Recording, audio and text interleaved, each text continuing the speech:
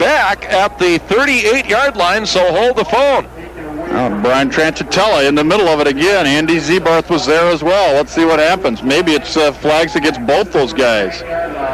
This is unbelievable, Dick. 59-yard return after the fumble by Kyle Robinson, as Darnell Hendricks took it to the end zone, but the flag thrown way back upfield and maybe an illegal block on the return by the Salukis. Jim Hancock's going to lose his cool here real quick with this football team, because it is not a pretty sight. Well, the Salukis run away from the officials with their fists in the air, so perhaps the touchdown is going to stand. Let's see what Bruce Evans knows as we head down now to our University Bookstore sideline microphone. Well, first of all, it was a nice play on the defensive side. As Robinson got stood up, they just reached the football away from him and went down the sideline. The penalty here, as Kurt was saying, was on the should have been on the middle linebacker, as he tore the helmet from Andy Zebarth, and I guess they're going to call it offsetting penalties, but I got to question that. I thought for sure it was against Southern in this situation. They're still talking it over. If it is, that would negate the touchdown. Wow, it would negate the play, wouldn't it? It would also negate the turnover if they call offsetting penalties. What a break that would be for the Redbirds. This is ugly football, ladies and gentlemen. This is as ugly as I've seen any game this year. Well, the Birds, as we pointed out at the start, have had horrible first quarters. Well, they're following suit. They did score a touchdown to start the game. Let's hear Bill Edler. Holding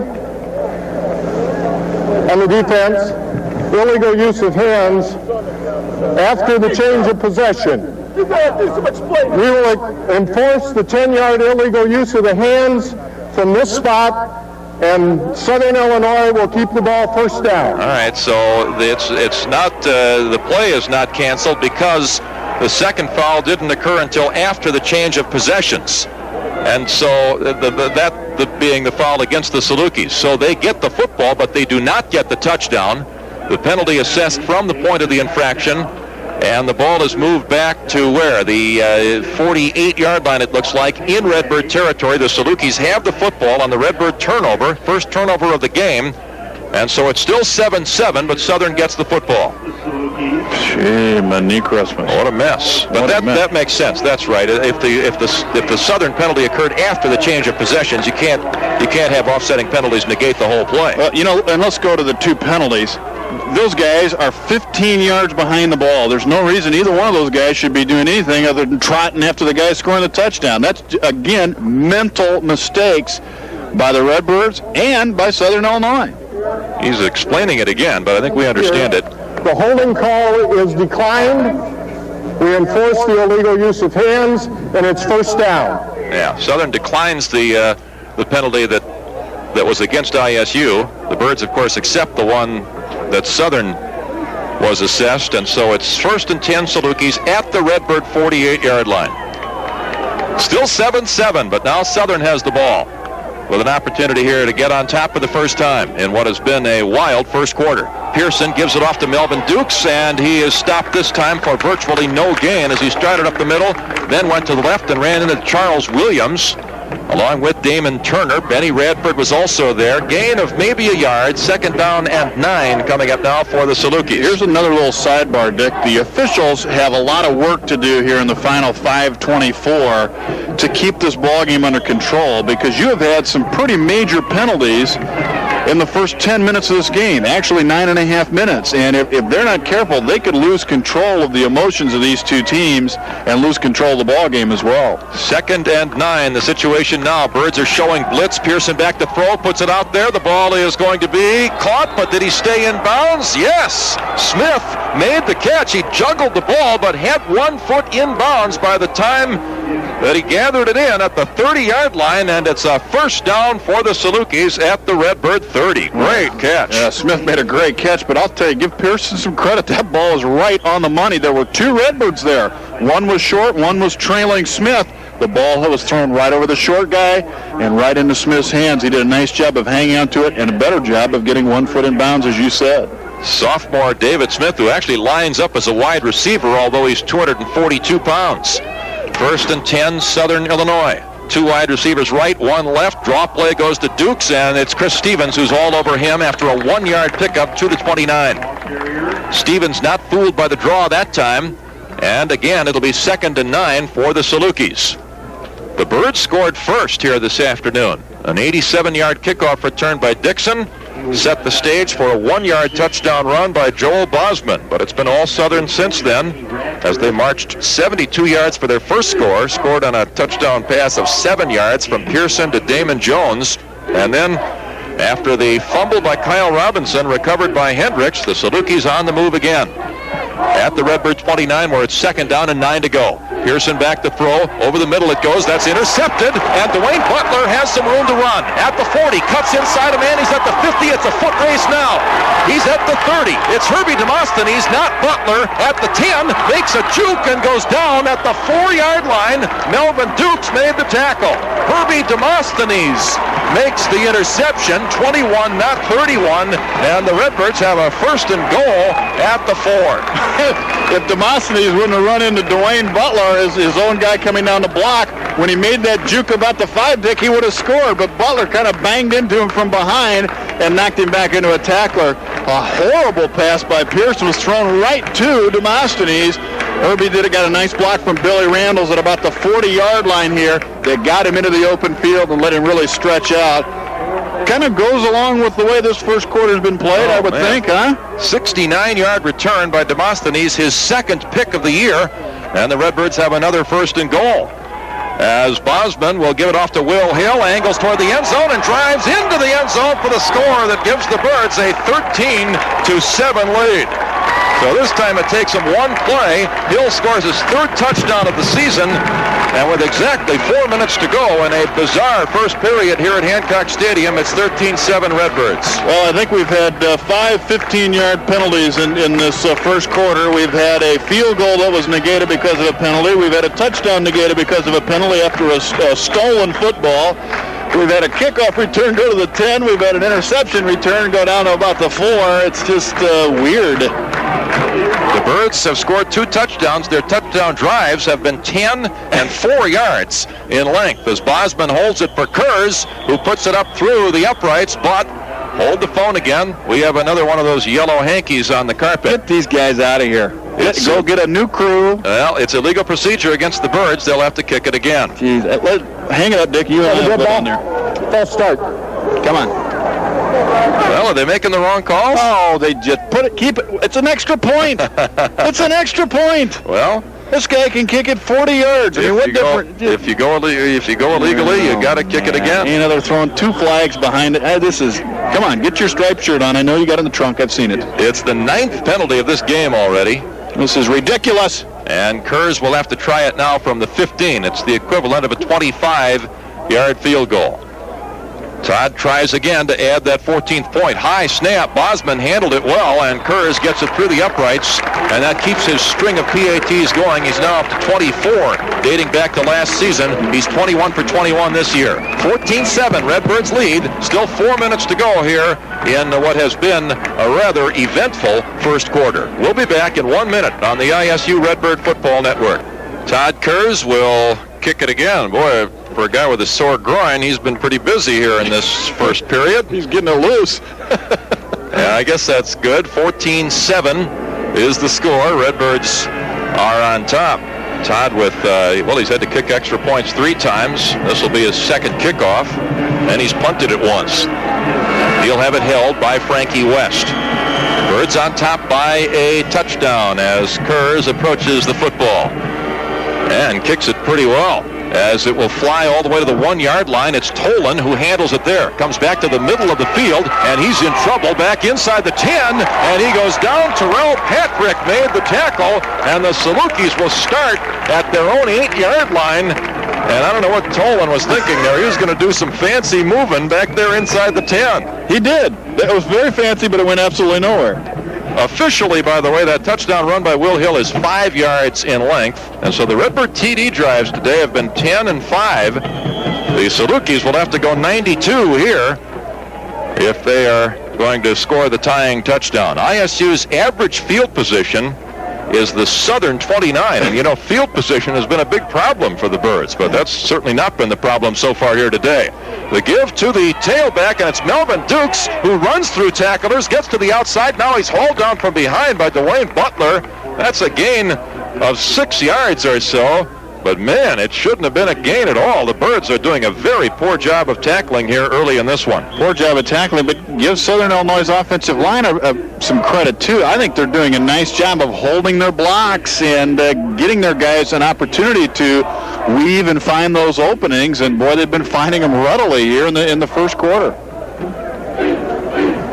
It is 14-7 in favor of the Birds as Pearson gives it off to Dukes. He goes to the outside, gets by a man, and now he's dragged down after he gets the first down as he crossed the 20 and got to the 22. Good run to the right. Billy Randall's forced to make the stop. And the Salukis have really been able to rush the football, and you know that's a little unusual for them. They came into the game averaging less than 100 yards rushing. They had thrown for about twice as much yardage as they passed for. I bet they'll have 100 yards at the end of the first quarter, or very close. They've got 86 already, Gary says. They'll get 100 before the first quarter ends. 3 minutes to play here in the first period, and the Birds on top by a touchdown. Pearson rolling out to his left, looking down the field, now being chased by Fisher, gets a block and throws it at the feet of the offensive lineman. And are we going to get a flag here or not? Well, Damon Jones was close, and I'll tell you another reason I think maybe it went down so quickly was he was being hit from behind, and maybe the official says that's why it made it look like he was grounding it. Fisher was close to him, perhaps had a hand on him. Let's head down to our University Bookstore sideline microphone. Here again is Bruce Evans.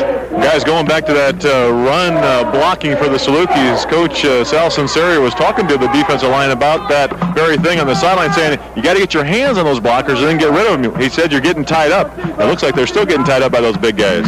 Second and 10 after an incomplete pass. Now Pearson wants to throw it again, puts it out to the side. That's caught, but the tackle made immediately. Frankie West is all over the receiver, Jermaine Gray, after about a 2-yard gain. Birds don't mind giving up that pass, and it'll be 3rd and about 8, maybe 7. He picked up 3 on the play, so we'll call it 3rd and 7 here with 2:32 to play in our opening period. Illinois Wesleyan is playing up at Elmhurst this afternoon. That score is 7-7 in the first period at Elmhurst.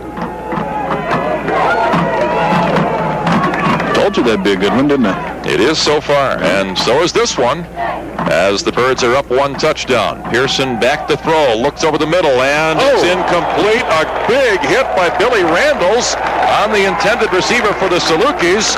Reggie Fowler had little chance to hang on to that one as he really took a shot, and Randalls timed it perfectly. Reggie's not real sure what city he's in right now. He was separated from that football by Billy Randalls, and a guy like Billy Randalls loves that kind of play. You know, a little crossing pattern.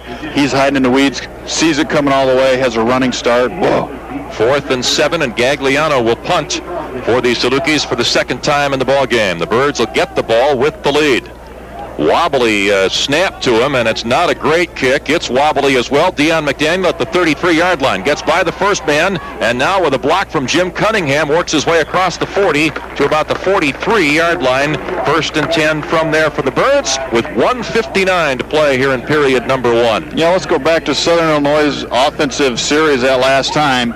You run the football from the 5, first down, good play. Run it again, you get a first down. Then what they do? Pass, pass, pass. Now, it makes no sense to me at all why teams do that. You're running the football as effectively as they are. Why go to something different? That forced them to punt it. A 43-yard kick by Gagliano. 10-yard return by Deion McDaniel, who came into the game as the 9th 1AA punt returner in the nation, averaging over 13 yards per return.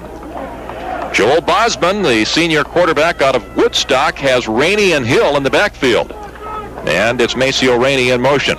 And the give to Will from that tailback spot. He's churning up some yardage, crashes across the 50, and gets to about the 47 in Southern Territory, where he'll be close to a first down for the Birds. We still have not seen Hickey Thompson, and as Bruce Evans told us earlier, Thompson turned his ankle during warm-ups and is hoping to see some action, but hasn't yet. It is enough for the first down for the Birds. Well, as well as Will Hill has been able to run, and what little amount of room they've had to start their offense. You know, you pointed out a 10 and a 5-yard touchdown drive. We know Will's had some opportunity to run the football. He's had some holes. He came into the game with only 189 yards for the season. As the give this time is to Rainey, and he has room across the 45, now inside the 40, and he's dumped at about the 37, and he's close to another Redbird first down. That's a 10-yard gain. They may have to measure to see if he got, no, they say it is a first down. Yeah, they're just kind of going right up the middle, and if you look back to the running plays that they have had, that's where their strength has been. Really, in between the outside hips of the guards is where they're running the football. It's very effective. 24 yards for Hill and 16 for Maceo Rainey. Now the Birds running the football fairly effectively here in the first period. We have 1:23 to go in the first quarter. Redbirds are up 14-7. Bosman has a wide receiver both ways. Now Dixon in motion from the left to the right. So both wide receivers on that side, but it's a run again as Will Hill this time staggers his way to about the 35, a 2-yard pickup as the Salukis bottled that one up pretty well. In there on the stop for Southern was Cedric Kenner, the free safety, a sophomore out of Hopkinsville, Kentucky. It'll be second down and 8 yards to go. I don't know if we ever set the Saluki defensive lineup for you. They've only been out to about 7 plays. Arglista Scott, Patrick Baldwin, David Jacobs, and Ryan Smith up front. Their top tackler, Brian Tranchitella, is the middle linebacker. Outsider Tommy Anderson and Tony Seaman. Second and 8 here for the Birds. It's Rainey in motion, and the fake to Hill, the rollout by Bosman, the toss out to Maceo. He makes the grab, but he staggers to do it and goes down after a short gain to the 33. They picked up only a couple, and it'll be 3rd and 6. In the backfield for the Salukis, Dwayne Lawrence, Brian King, Darnell Hendricks, who recovered that fumble earlier and ran it into the end zone, only to have it called back because of the penalty, and Cedric Kenner, the free safety. We're down to 6 seconds to go in the period, and the first play of the second quarter will be a rather important 3rd and 6 situation for the Birds in Southern Territory. We're through one. It's 14-7 in favor of Illinois State, and we'll return in 1 minute here on the ISU Redbird Football Network.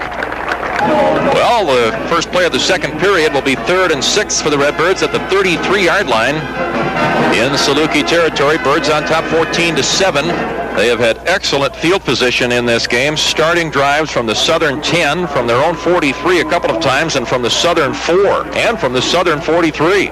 And that is exactly the opposite of what has been the case the past couple of games. How about the other stats, Kurt? Lopsided in Southern's favor, Dick, as you might expect. 6 first downs for the Salukis, 4 for ISU.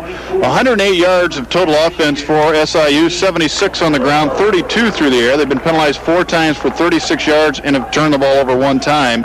The Redbirds have 64 yards of total offense, 37 on the ground, and 27 through the air. They'll go through the air here as Bosman puts it out there. It is caught by Dixon, and he's got the first down as he's out of bounds at the 24-yard line. The Birds lined up with 4 wide receivers that time and went to the pass, and Bosman able to find Kevin Dixon, who's having a nice ball game. He had that big kickoff return which started the game. That's a big 3rd down conversion right there, too. One thing I didn't get to in the stats, Illinois State has been penalized 5 times for 45 yards. So in that first quarter, Dick, 9 penalties for over 80 yards, and Redbirds also with a turnover, so each team has a turnover in that first quarter. Both wide receivers here to the left side.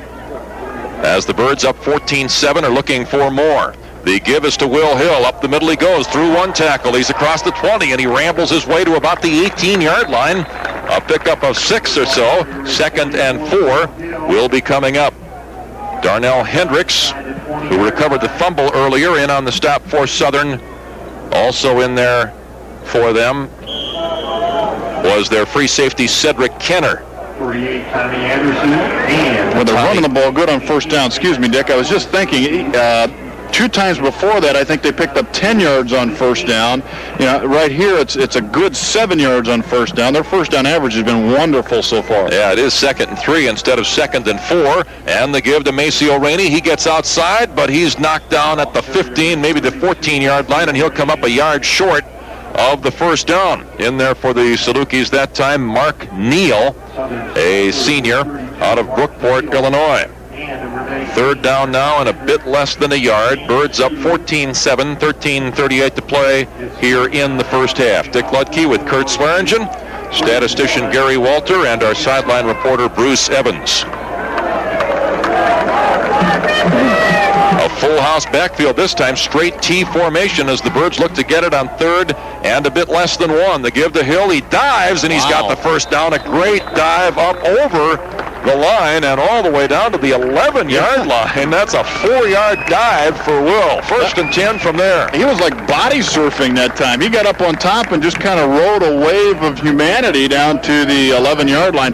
But I want you to look at that, and I'm sure the coaches up here did too. Did you see when they went to the full house what the defense did for Southern Illinois? I mean, they brought everybody up to the line of scrimmage. That's when you look for a tight end maybe to just a curl, get outside and behind everybody, and you throw a little dump off to him. Chris Moore in the game now as the tailback for the first time. He replaces Will Hill after Will made that 4-yard gain on the dive. In motion, Rainey, the give to Chris, and he angles his way to the 8-yard line and is going down there. Pick up of a couple, maybe 3 for Chris Moore, as now Hill is back into the game, and Moore will exit.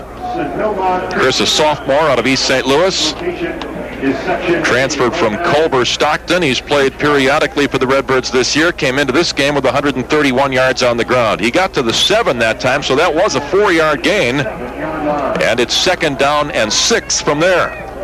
Robinson and Dixon wide to the right. The tight end Octoberg is on the left side. Here's Dixon in motion toward the left. And the play run to the left. Will Hill glances off a tackle at the 5 and bangs his way to about the 2. And he's close to the first down, but does not appear to have it. It'll be 3rd and 1 from the 2-yard line as the Birds go back to their short yardage offense. We see Jim Orsulak, the former University High School player, into the game as an extra blocking back. Jack Schweiger also checks in. They'll go double tight end here. Not that this is the place to throw the football, but let's see what Southern Illinois does. Obviously, there's not a lot of room to operate defensively, but let's see if they come up and stack real tight again. There they are, Dick. Look at that. Birds started this drive at their own 43. They're down at the 2 now as the give is to Will, and he crunches to the 1, and he does not get the touchdown, but he might have gotten the first down. If he didn't, it'll be 4th and very short. Salukis bottled that one up pretty well, and they're untangling bodies now. And the line of scrimmage will be about the 1. I think they got it. Yeah, they're inside the 1, and it sure looks as though, yeah, they've got the first down. They're going to bring the sticks out and measure, but boy, we don't have a very good angle on it, but it looks obvious from here that he did get the first down. Let's head downstairs to Bruce Evans. Well, from field level, they're going to bring him out, as you mentioned, but there's no question that ball is splitting the 1-yard line, and the yard marker was, outside of the 1, so really a no-brainer as far as I'm concerned. We'll see if the paint stripes are painted correctly. Yeah, if this is not a first down, there's something wrong over there. As they stretch the chains out now, it is a pretty important measurement, and it is a first down for the Birds. So instead of 4th and a few inches, it's 1st and goal from inside the 1-yard line. Well, the Redbirds faced this situation at the University of Buffalo and failed to score a touchdown. We'll see if the Salukis can keep the Birds out of the end zone as ISU looks to go up 2 touchdowns here early in the 2nd period at Hancock Stadium. Same formation, double tight end, straight T. Jim Orsulak lined up as the fullback. The other running backs are Hill and Rainey. Bosman gets it, gives it to Will. He dives. He is in for another touchdown. Will Hill scores his 2nd TD of this game, his 4th of the season, and the Birds now lead it by 20-7. Will Hill gets up in the air, doesn't he? He did that a lot last year. He hasn't had really as many opportunities to do it this season. But last year, how many touchdowns did he score a year ago? It was 7 of them. He has 4 now for this season.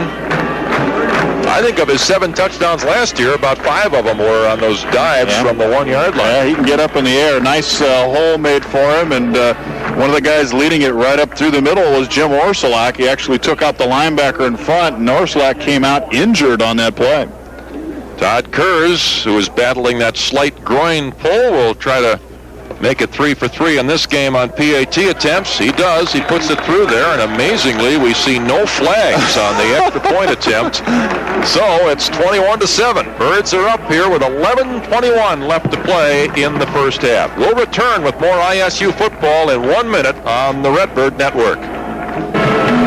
11:21 to play in period number 2. Todd Kurz again kicking it off, having it held by Frankie West, and this one sails high and pretty deep. Melvin Dukes a yard deep in the end zone, will run it out. kind of showed some indecision there before he did bring it out, got to the 20, and then went down at about the 21-yard line. Dion McDaniel down there to make the hit for the Birds, and so Southern starts with poor field position once again at their own 21. That gives me a chance to congratulate my sister and her husband, Kim. Kim and Kathy had a baby girl born this afternoon. Peggy Catherine, 5 pounds, 10 ounces. I hear everybody's doing fine, and I can't wait to get my hands on her. You just found out about that. Just found out about that, and I know that I have a lot of babysitting paybacks that will be used here in the next couple of years. All right, Uncle Kurt. All right. We're glad to hear the news. Congratulations. First and 10 at the 21-yard line. They've got their new quarterback in the ball game. Matt Jones running the option, gets to the outside and is dumped by Herbie Demosthenes at about the 25 or 26-yard line. He picked up 5 or so on the quarterback keeper. It looked maybe as though it was designed to be a run by the quarterback all the way, although the tailback was trailing him. He really didn't look very seriously at the tailback. Let's head down to Bruce Evans. Guys, got an update on Jim Orsolak, the ex-University High School fullback. He went in there with a nice block on Will Hill's touchdown, came out with a burner in the shoulder, which means you're under a lot of pain, but they don't think anything is seriously wrong. We should expect to see him back in those situations again.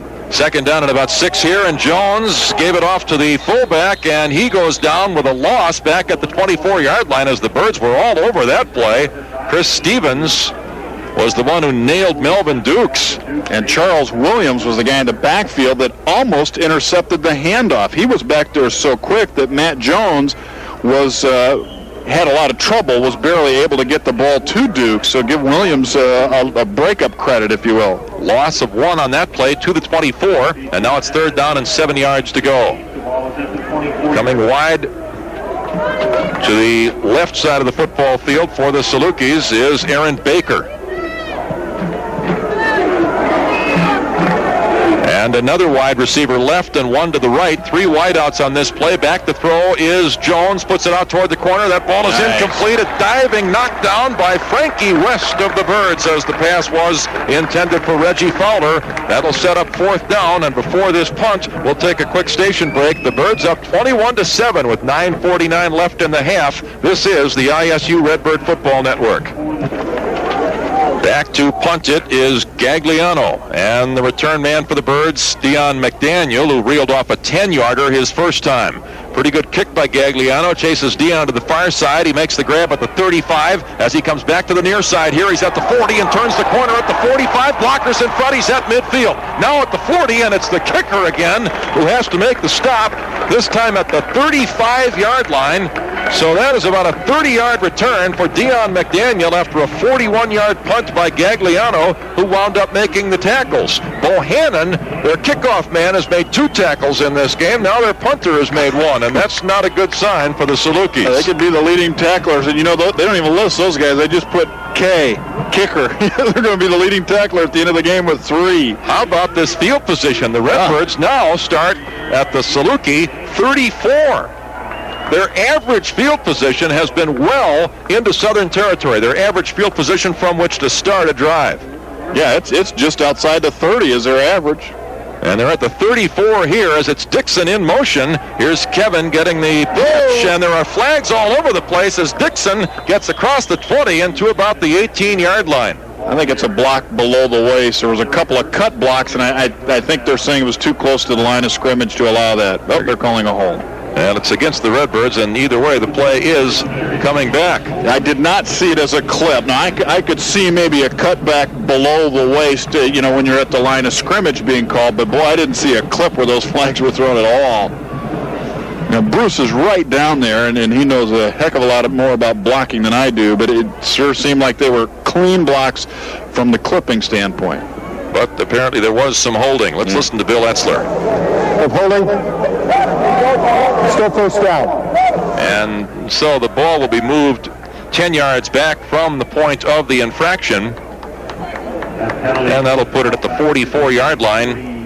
To him, Bosman looking to throw. Robinson over the middle, but he overthrows him intentionally as Cedric Kenner had the very good coverage along with one of the cornerbacks for the Salukis, freshman Dwayne Lawrence. Incomplete pass makes it second down and 20. Dick, you called that one right. That was an intentional overthrow. Joel sat back there and waited to see if Kyle was going to get in the opening.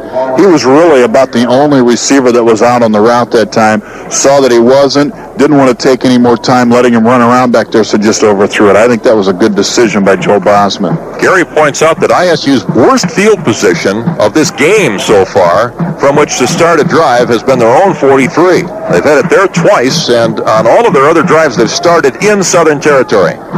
Here's Bosman on a quarterback draw, and he's tripped up by his own blocker, really, as he ran up the legs of Maceo Rainey and went down after a short gain of 4 yards, setting up third down and still about 16 to go. That's one of those where in the film session, especially if you win, they'll say that the 45-yard line tripped Joel Bosman. Now, if they lose, they'll be a little upset about it, but if they win, they'll make a little joke out of the 45-yard line. Well, it was either the yard line or Rainey which tripped him up. Maybe Rainey wasn't involved. He was definitely clumsy.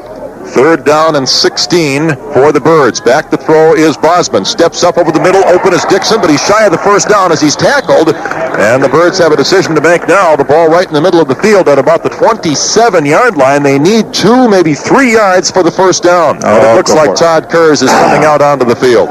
Well, I think you can run the football and pick it up, but this is the safe play. Yep. This is the safe play. Could give the Birds a 17-point lead, which would put them at least 3 scores ahead of the Salukis. Wind kind of coming. Bruce mentioned the west, southwest just a bit, and Todd will have to take that into consideration once that ball gets past the field house. Remember, about from the 5-yard line in. Ball held at the 34, so it's a 44-yard effort as Kurz gets it up there with plenty of distance, but it's not good. He missed it a little bit wide to the left, and so the Birds missed the opportunity to score on this occasion. They still lead 21-7. Kurz now on field goal attempts this year is 7 for 12 as he misses a 44-yarder. And the Salukis will take over at the line of scrimmage, which is the 27-yard line. It's almost like he was planning on the wind to take it more than it did, Dick. Like he started it to the left and was hoping the wind would push it in through the crossbar and or the uprights, pardon me, and it didn't. Southern down a couple of touchdowns, gets the ball back at their own 27-yard line. And Pearson is back in at quarterback now. They're playing musical quarterbacks as the give here is to the running back. I believe that's Tolan, and he doesn't have much as he has swallowed it up at the line of scrimmage. Eric Johnson, one of the 2 ISU transfers from the University of Pittsburgh, in there now to make that hit. And it'll be second down and about 9 after a 1-yard pickup.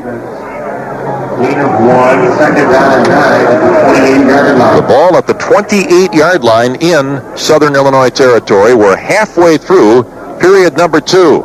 Redbirds led 7-0. Southern tied at 7-7, had a chance to take the lead as they recovered a Redbird fumble in Illinois State territory. But the Redbird defense came through there, and the offense since has scored a couple of touchdowns. As the pass over the middle is caught by Jermaine Gray, and he goes down immediately at the 47-yard line after the hit by Jerry Creer. But what a grab by Gray, who had to go high up in the air to get it on the fingertips. He brought it back in, and that's a first down Southern. Beautiful catch by Gray. It's I've heard Terry Bradshaw describe that crossing pattern as the prettiest play in football, and it really is when it works out that way. You really extend the receiver, and he's coming full speed across, and if he just gets by one tackler, there's a lot of green grass out there to run on, in this case AstroTurf. Here's Pearson giving it off to Melvin Dukes. He gets across the 50 and goes down at the 48 in Redbird territory. That's about a 5-yard pickup, and Southern is on the move again here. Salukis have been able to run the football against the Redbirds fairly effectively, and we pointed it out earlier. That's saying something because Southern came into the game averaging just under 100 yards per game. They have to be up over 100 yards for the game now, or close to it anyway. I think they said. I think Gary said 87 at the end of the first quarter. They're right at it now. Second down and 5 after that 5-yard pickup.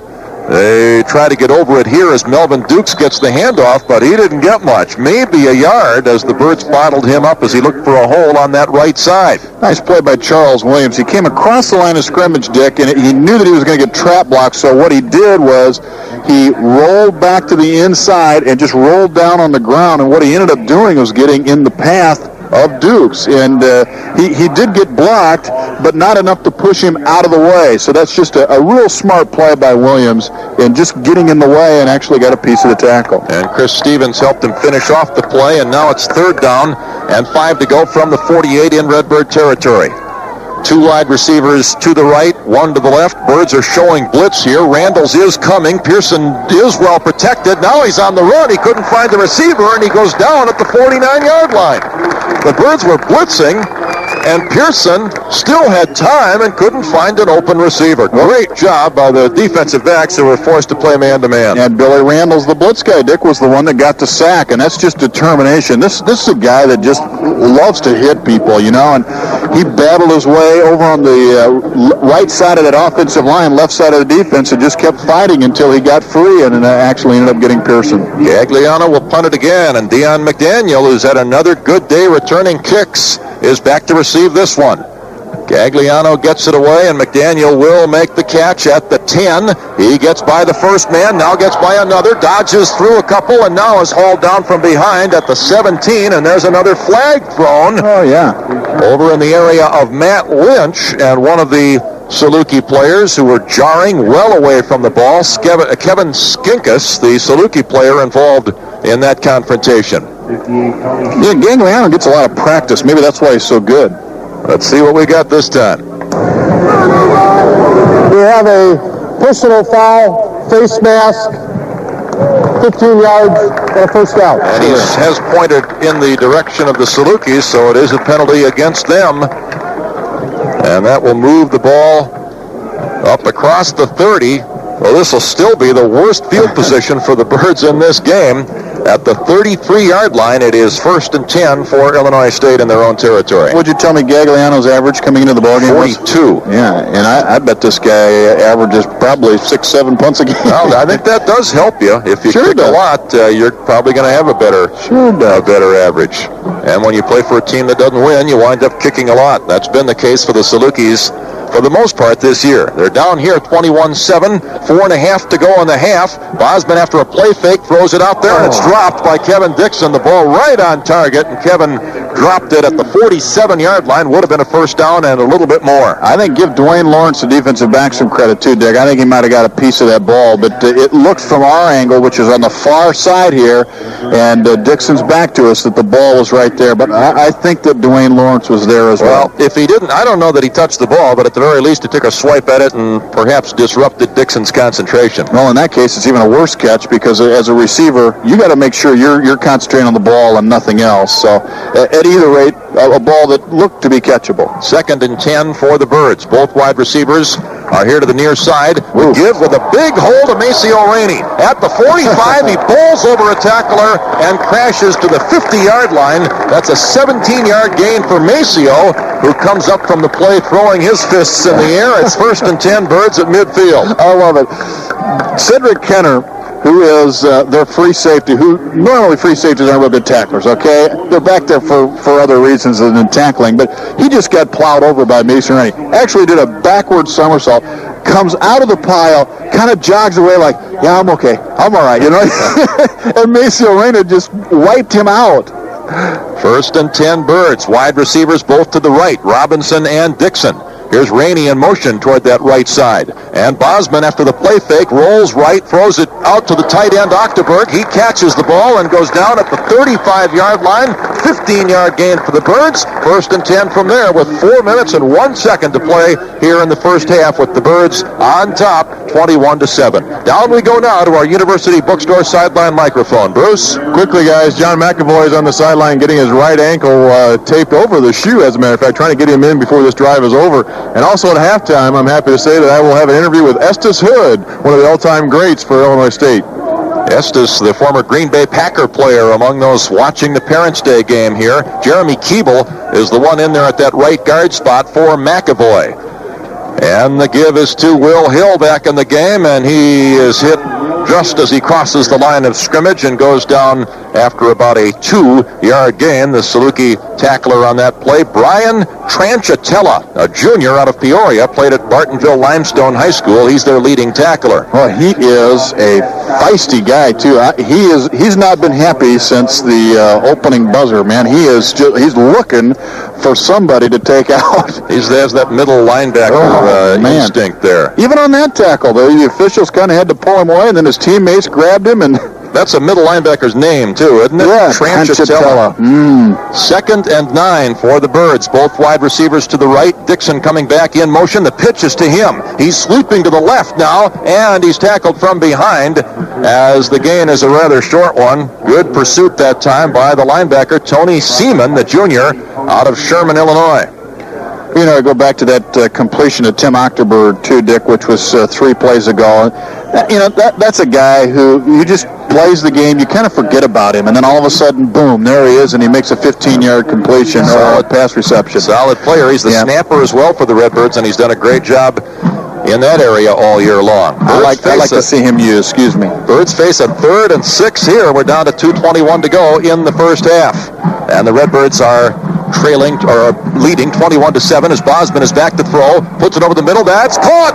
Robinson takes a big hit and hangs on at the 18-yard line. Cedric Kenner tried to get him to cough up the ball, and Kyle comes away from the play, limping rather severely, favoring the left leg, but he'll hobble off the field on his own. Kenny Lasley will replace him, and the Birds have a first down at the 18-yard line. Second time the Robinsons made a catch over the middle, taking a big hit, and come off the field limping. If you remember, Dickie did that in the first quarter after a big hit as well, so maybe it's the same thing with him, just kind of gets numb in that right side a little bit. Steve Wilson lined up wide to the right, actually 4 wide receivers. The freshman Terrell Patrick in on this play as well, with Dixon and Lasley. Back to throw, Bosman looks to the right, throws in that direction, and that ball's picked off in the end zone by Southern Illinois. It was thrown right to the defender, and it's Hendricks who is angling up along the sidelines and now is out of bounds over there, I believe, at about the 25, 24-yard line. The Salukis get the football on the second Redbird turnover of the day. Well, Bosman was stepping up into the pocket, Dick, and I think, again, he was hit right as he released the football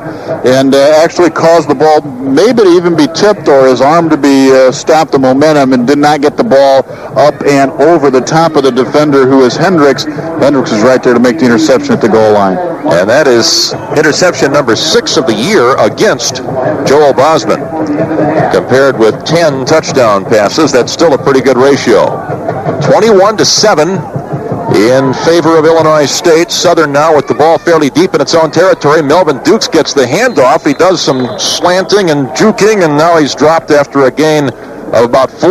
That was a long play for a 4-yard gain. Deion McDaniel came up there along with Billy Randles to make the hit. Well, and with a guy like Billy Randles floating around back there, you don't want to stop and juke around with this guy. You know, you want to take Billy Randles head on. You may not win the battle, but the more you juke, the better chance you give him of getting up ahead of steam, and he doesn't juke with you. He's just going to plow right through you. So if you're running against a guy like Randles, you want to take him on instead of try to maneuver around him. Only a minute to go in the half. The Salukis do have all 3 of their timeouts, but it looks as though they're going to play it pretty cozy here as they give it off to Tolan, and he does get the first down, but not much more. About a 6-yard gain out to the 35, and from there it'll be 1st and 10. The clock stopped for the moment as they move the chains forward with 54 seconds to play in the half. Back to Bruce Evans we go now. Quickly, guys, Kyle Robinson has got a little problem with his right knee. He felt a twinge on it. He's had it several times before. They don't think it's serious. We'll see him back in there or something maybe have to be taken care of after the season. Kyle down there flexing that knee right now as the give goes to Tolan. Starts to the outside, now cuts back to the middle, gets across the 40, and he's at the 42-yard line before he's dumped by Herbie Demosthenes, who's playing a lot in this game because the Birds are going with 1 fewer linebacker. Demosthenes in there as an extra defensive back, and he's the one who made that big interception return earlier, which led to the 3rd Redbird touchdown. This time he makes the tackle after about a 6-yard gain, and the clock is still moving, and it's a little surprising to me that Southern doesn't try to do a little bit more with this opportunity as they continue to run the ball here. We're down to 10 seconds to go in the half now. They're going to run it again, and this is Tolan diving out across the 40 to the 46-yard line. He does have a first down, and that'll stop the clock with 6 seconds left in the half. And will they call a timeout here and heave it down the field one time or not? I'd say if you go with their pattern, no. They're just going to go into halftime trailing by 2 touchdowns. Well, I guess they figure that maybe one of their running backs can break one. They aren't going to be able to here. They haven't got the signal from the sideline yet. But my question is, why even bother to run the football? I agree with you, Dick. Because what you could do is fumble it. I agree. And it seems as though your chances of giving the ball up are better than your scoring the touchdown with that sort of attack and that little amount of time left. Now the half has come to a close. On the 25 over on the far side of the field. He's knocked out of bounds by Dion McDaniel, who's all over the field on special teams. McDaniel made the stop at about the 33-yard line, and that's where Southern starts first and 10. Well, we'll see how ISU's defensive front, Dick, reacts as we start the third quarter. Now, you remember, over 100 yards of rushing for Southern Illinois, which is really uncharacteristic for the Salukis in the first half of play. They don't even average that in a game, so we'll see if there's any adjustments made. They're going to pass it here on the first play. David Pearson is the quarterback. He runs away from the defender. He's across the line of scrimmage, now across the 40, and he's tackled from behind by Charles Williams at the 42, just shy of the first down. Well, I like the way, that day is so subtle, but if you looked at the way Charles Williams made that tackle, Dick, and they teach this, is the right arm came right over the top of Pearson and made it almost like a karate chop on the football to try to strip the ball out of there. At the same time, the left arm is grabbing around the legs. I just love to see subtle little things like that to try to get a turnover right away in the ball game. And there's a flag on this play, of course, or something. Well, it isn't a flag. It's a problem with the clock. The clock now says 15:24 to play in the third period. We started, of course, with 15 minutes to play in the period. Now we've got a bit more than that, so they're going to try to sort that situation out here before we resume play. The gain on that play was 9 yards, 2nd and 1 coming up for the Salukis. The Birds play their final home game of 1994 next Saturday. Eastern Illinois will be here. And, of course, we'll be here as well on the air with pregame coverage at 1:05. Kickoff time is 1:30. Wide receivers both ways for the Salukis. Reggie Fowler, their top wide receiver, wide to the left, but they're running the ball on 2nd and 1, and it's Dukes who gets nailed by Fisher, but not before he got the first down and got up to the 45-yard line. That's a 3-yard pickup, and it's 1st and 10, Southern Illinois. Nick, did I see Jim Cunningham out there at that time, too? He was in on the tackle as well. Is that number 10, Jim Cunningham? Jim Cunningham is number 10, and he is in the ballgame right now as an extra defensive back playing out on the corner. The Birds going a lot with 5 and 6 D-backs this afternoon, and he's in there right now instead of Dion McDaniel, as it is 1st and 10 at the 46-yard line in Southern territory for the Salukis. Here's Pearson back to throw this time over the middle. Short gain to Dukes, who was tackled almost immediately just into Redbird territory at the 49. About a 5-yard pickup. Bill Randall's made the stop. 2nd and 5 for the Salukis, who are moving it down the field here on the first possession of the second half.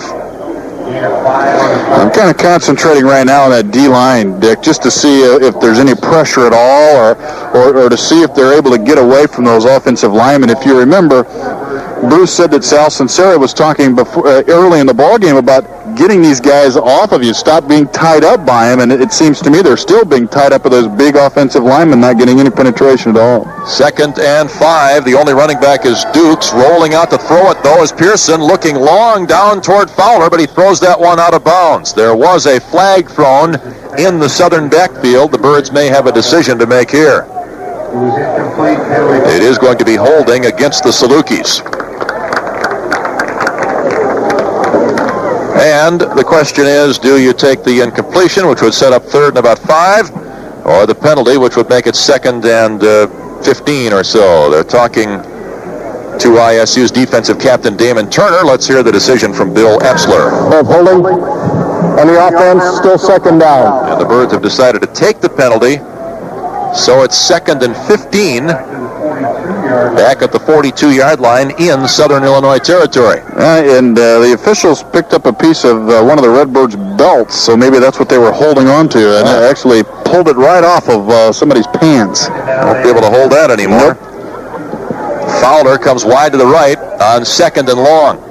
And Pearson gives it off. Sweeping to the right is Dukes. Turns the corner at the 45, quickly gets to the 50, and carries tacklers to about the 46-yard line. And that'll leave him just a couple yards short of the first down. Big gain by Melvin Dukes of 13 yards back into Redbird territory at the 46. The interesting thing they did that time with Charles Williams, who was playing up in that defensive tackle slot, is as soon as the ball was snapped, he just did a little shuffle step down the line. So he really didn't make a penetration move. He just came straight down the line and was kind of reading the play almost like a linebacker would. So they, instead of rushing 4, they rushed 3.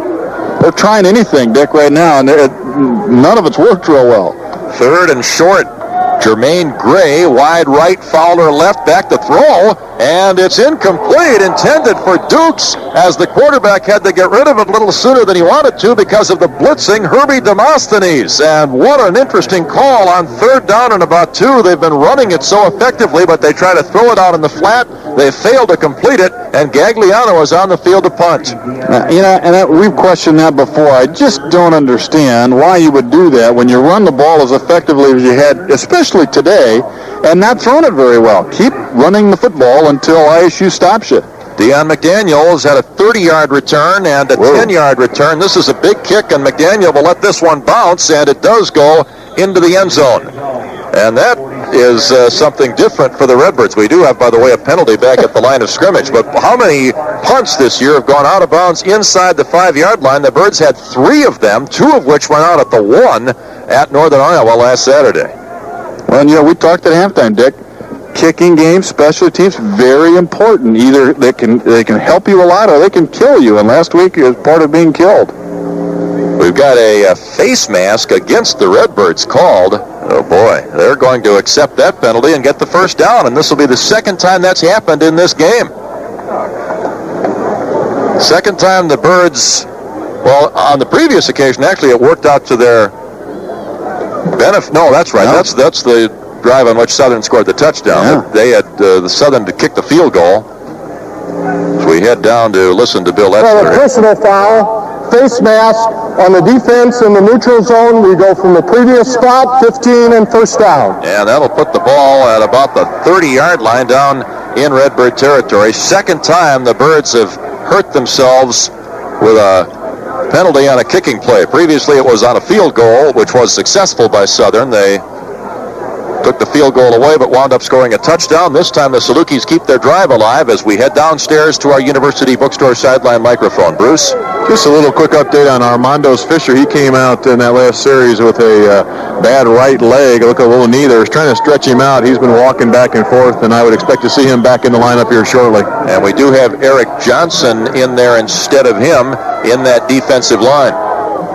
Birds almost jumped off sides there. It's 1st and 10 right at the 30-yard line for Southern. Here's Pearson giving it off to Dukes, and he's stopped behind the line. Larry Fitzpatrick, the true freshman out of Michigan with great penetration that time. Fitzpatrick out of the Chicago area with great penetration, and he made the stop for about a 2-yard loss. Well, you haven't seen that too often, Dick, and he got back there in a hurry. A little stunt that time. They brought Fitzpatrick from the left side up through the middle of the field. So what he did is he just looped. It's got a loop stunt, and it looks to me that Damon Turner is lined up inside of him, so they just did a little switch, looped around, and Fitzpatrick got back there. I was right the first time. Fitzpatrick is from Ypsilanti, Michigan. 2nd and a dozen. Back to throw is Pearson, looking to the left, throwing over the middle. That ball is incomplete. A diving effort at the 22-yard line is unsuccessful by Reggie Fowler.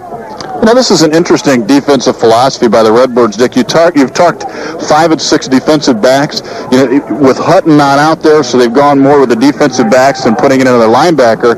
And Southern Illinois came into the ballgame. You talked about throwing the ball better than they've run it. Well, even though Pearson has had time to throw the football, he's just not finding open receivers, at least wide open receivers. He's really having to thread the needle in there when they do complete him. So the defensive back's doing the job for the Redbirds. 3rd and 12 right now, and Pearson straight back to throw. Hard rush. He gets rid of it in a hurry, and the receiver is hit just as he makes the catch at the line of scrimmage. It's Stevens who labels the receiver on a tremendous job of holding onto the ball, although to no advantage for Southern because, if anything, they lost a little bit of yardage. And it's Reggie Fowler, who was a little slow in getting up after the last play, who's even slower getting up to his feet this time. You know what that play was? It was like a wide receiver screen where they delay the wide receiver and bring him across the middle and try to get some blockers in front of him.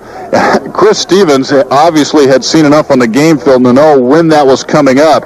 And, I mean, he timed that perfectly. When Fowler caught the pass, Stevens was right there to nail him. Boy, they've spotted the ball back at the 34-yard line, and actually I thought he went down at about the 33. But it doesn't matter. They're going to punt it anyway. I was thinking that'd be critical if they wanted to try a field goal, but they've decided it's too long. It would be about a 50-yarder or so, and so they're going to punt it. Gagliano will try to pin the Birds deep here, as the Redbird defense really stiffened after that mistake on the penalty on the punt.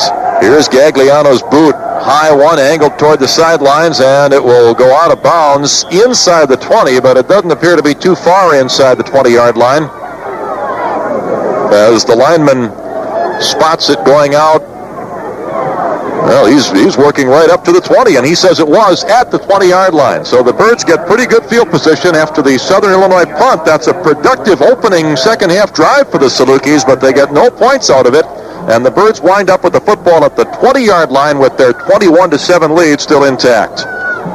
Was that a 14-yard punt? That's what it works out to be.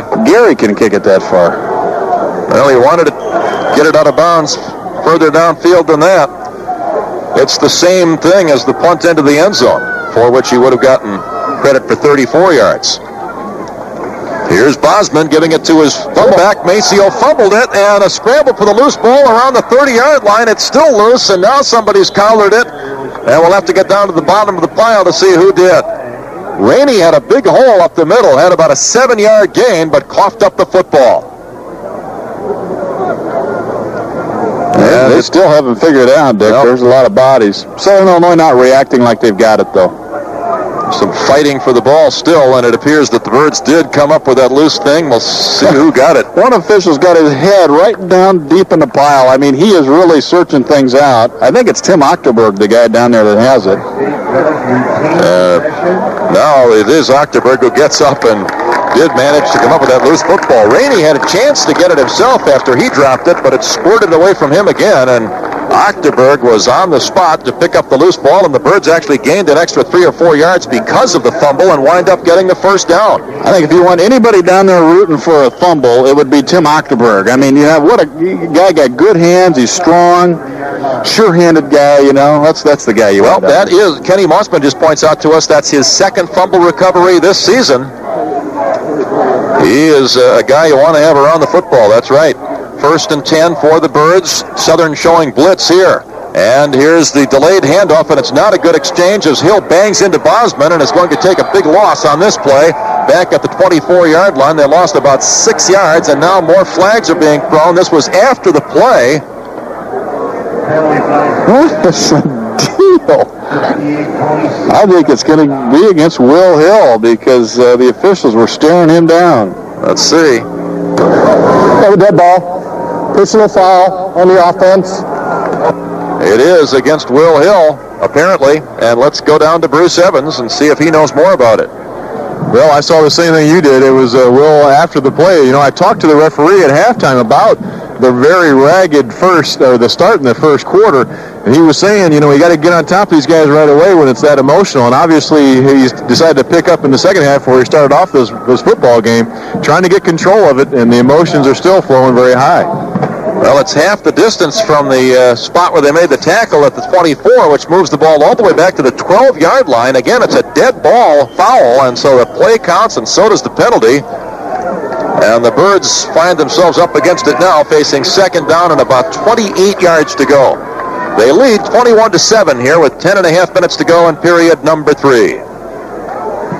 Four wide receivers on this play for Joel Bosman, who gives it off to his only running back. Big hole for Rainey at the 20, 25-yard line. Stood up there by Hendricks, and now he drags Hendricks with him to the 28-yard line. That's a 14-yard pickup by Maceo Rainey, and the Birds now just have another 14 yards or so to go for the first down. That hole is huge. That was a 10-yard wide hole. Well, the Salukis expecting pass, and that helps set up the hole, but give some credit to that offensive line for sure. Well, they've been doing it all game long. You know, I mean, they really have. They've been opening up some great holes to run through. And I think that's what Jim Haycock's upset about, Dick. Great field position. Really, the kicking game's been the only strong point. 3rd and 13, Bosman back to throw, looks over the middle, can't find anybody, now dumps it off to Robinson, who catches it at the 30 and works toward the sidelines and gets to the 35 before he's knocked out of bounds. And that's another healthy gain, and the Birds now will face a 3rd and 5 as Alex Hairston finally made the stop.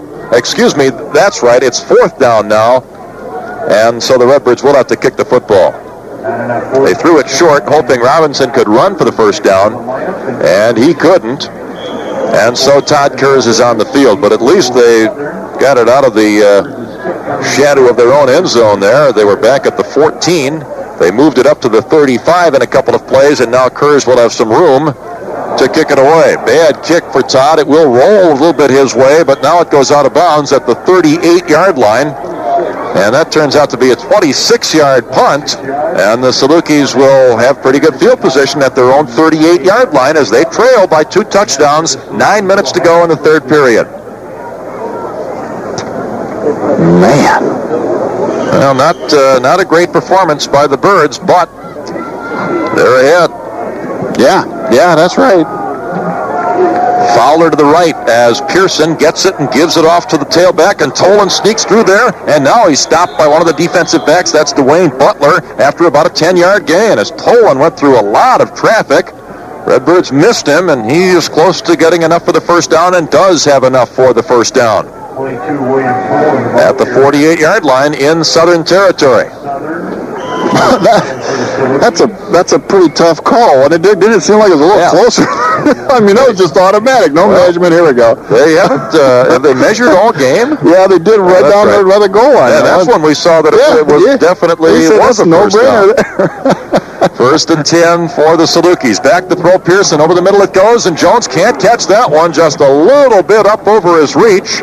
Pretty good coverage. Randles and Butler were both there, but that ball was almost thrown to exactly the right spot for Jones. Billy Randles almost got caught out of position too, Dick. He took about 3 quick steps up to the line of scrimmage, then saw Jones getting behind him, recovered nicely enough, and was in line between Pearson and Jones, which made Pearson put a little loft on the ball to try to drop it over Randles' head, and it just got too much, and it sailed over Jones' head incomplete. 2nd down and 10 yards to go for the Salukis.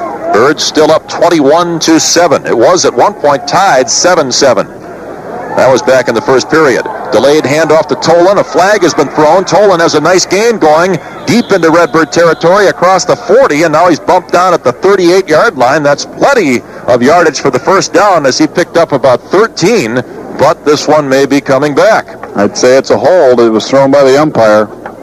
Right in the middle of all that. Both teams suffering lots of penalties. It is holding against the Salukis. Now, Southern, even in the game that they won last week over Western Kentucky, was penalized 17 times for over 150 yards. They're going to get up close to that today. Holding on the offense, still 2nd down. There's the call by Bill Etzler, and how many infractions is that? That's 6 against the Salukis for 56 yards. The Birds have now committed 8 penalties for 82 yards. Well, I guess Southern, unless they really step it up here, will not get 17 penalties. Well, don't count that out, Dick. That's still possible, I suppose. I tell you, I wouldn't put anything past anybody in this game. My goodness sake. Reggie Fowler wide to the right. So is David Smith.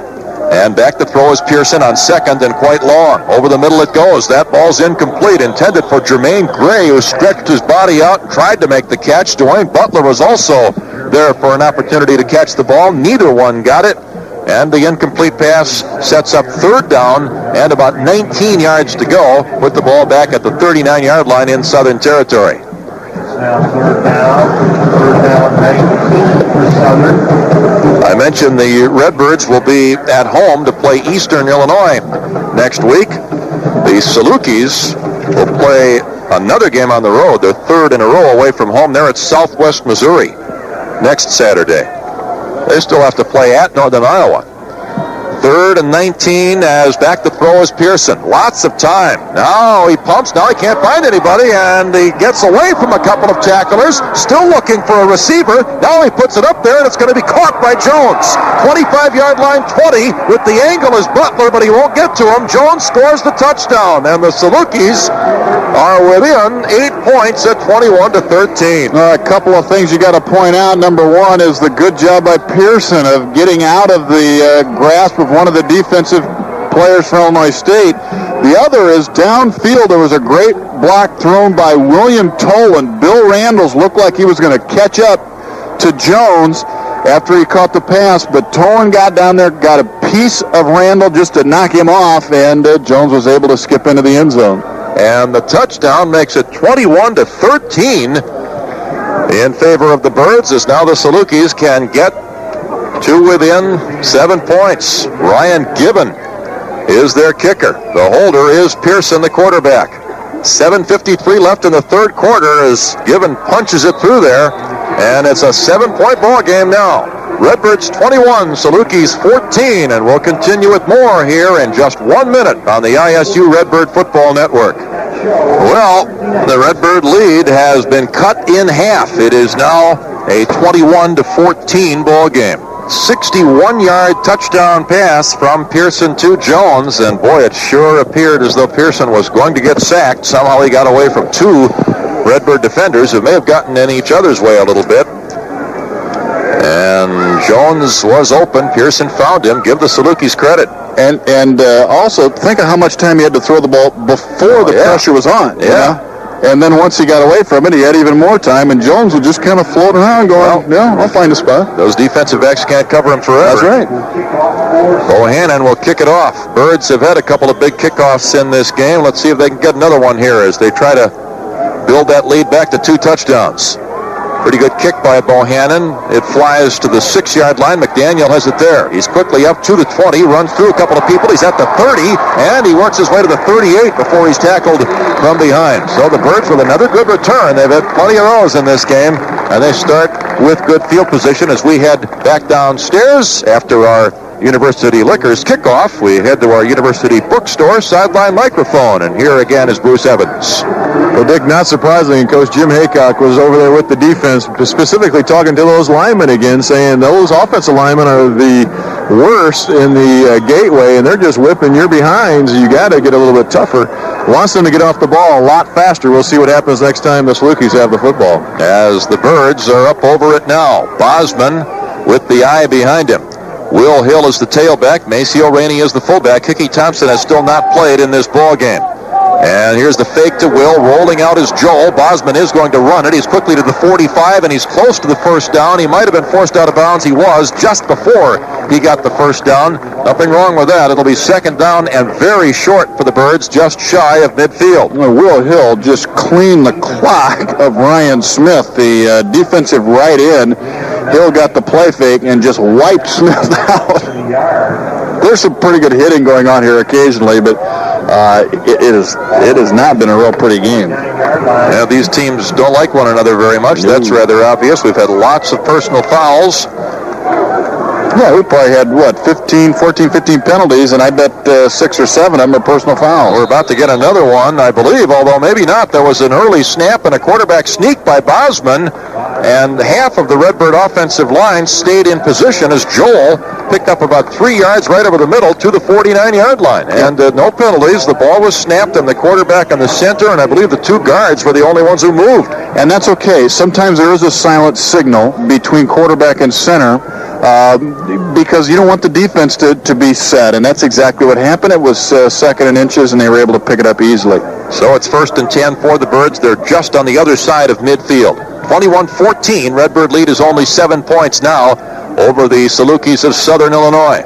Maceo Rainey in motion. The give to Will Hill up the middle. There's room for Will. He bangs his way across the 45 and gets to the 41-yard line. That's another 9-yard pickup. on first down. It'll be second and about 1 coming up here for Illinois State. I think both these teams' defensive lines have taken a little break this afternoon. Neither one of them doing anything against the offensive lines. Illinois State's been able to run the ball very easily too, Dick. Tony Seaman, the linebacker out of Sherman, Illinois, made the stop that time for the Salukis. It's second and 1 as Kyle Robinson is wide to the left side, Kevin Dixon to the right. Rainey and Hill still the running backs. They've been in there almost all the way for the Birds. Here's the give to Hill, and he stopped behind the line. Jumping through there and making the defensive play for the Salukis was, I believe, a blitzing linebacker that time, or else it was Zarglista Scott, the lineman, who got through there almost unblocked. And that'll make it 3rd and 3. Boy, that's a killer when you have second and 1 and suddenly you're facing 3rd and 3, and the Birds need to convert this or they're going to have to give up the ball.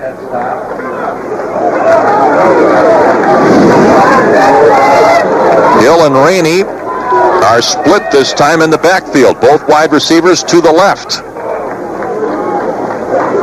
It's Dixon in motion toward the right. The pitch to him. And he cuts inside and he cuts back and gets the first down and more. Sheds a tackle and now goes down. He was just tripped up by the last man who had a chance to get him at the 32-yard line. Big defensive play for Southern made that time by David Jacobs, a lineman, junior from Pasadena, California. First down for the Birds at the 31-yard line. Interesting call, Dick, on 3rd and short to run a little end around, but you know, he runs like a tailback. He got the ball, and I just like the way he's thinking ahead on what move he's going to make. He's not reacting right as he gets there.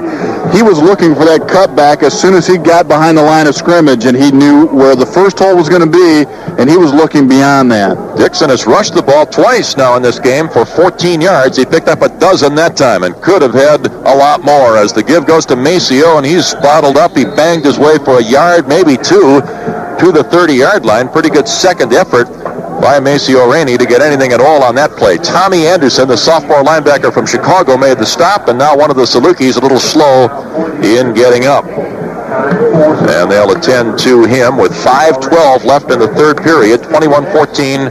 Redbirds lead the way here over Southern Illinois Salukis. Let's head downstairs. Bruce Evans has something for us. Well, guys, we had a little break in the action here. I think it's interesting to point out that this drive is being really fought up front with 3 of the reserves offensive linemen for the Redbirds, although one of those is Corey Mackey, the preseason All-American coming off the injury. Also in there is Jeremy Keeble, though, and Mike Croning. So they've been doing it behind the second-string guys, but I'll tell you what, these guys have been doing the job all year. Yeah, Mike Croning and Jeremy Keeble have seen quite a bit of playing time. Croning, a sophomore from Lombard, 275-pounder. He played in 10 games last year, and he's played in all of them so far this year. And Keeble, the veteran for the Birds, he's a junior out of Chester, Illinois, down there in the southern part of the state. Played in all 11 games last year and has started once so far this year, but has seen a lot of time on the field. Birds are fairly deep in that offensive line despite the injury to Corey Mackey. Meanwhile, they continue to attend to the injured Southern player,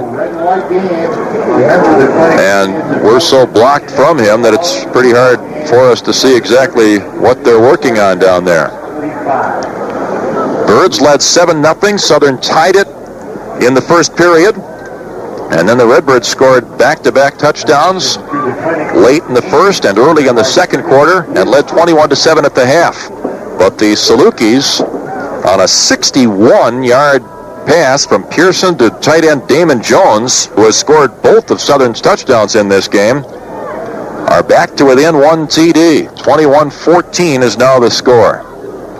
Damon Jones is a big-time player. He now has 5 touchdown passes for the season. He's huge, too. Yeah, he's a big guy at 255 with good speed. He originally played with Michigan and transferred to Southern Illinois because of a little problem he ran into with the University of Michigan, and the Salukis are very happy to have him.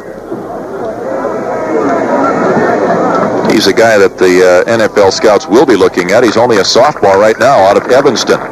The injured player for the Salukis is now being helped off the field. It's Patrick Baldwin, one of their starting defensive linemen out of Houston, Texas. And he is putting a little bit of weight on that left leg, but as little as he can.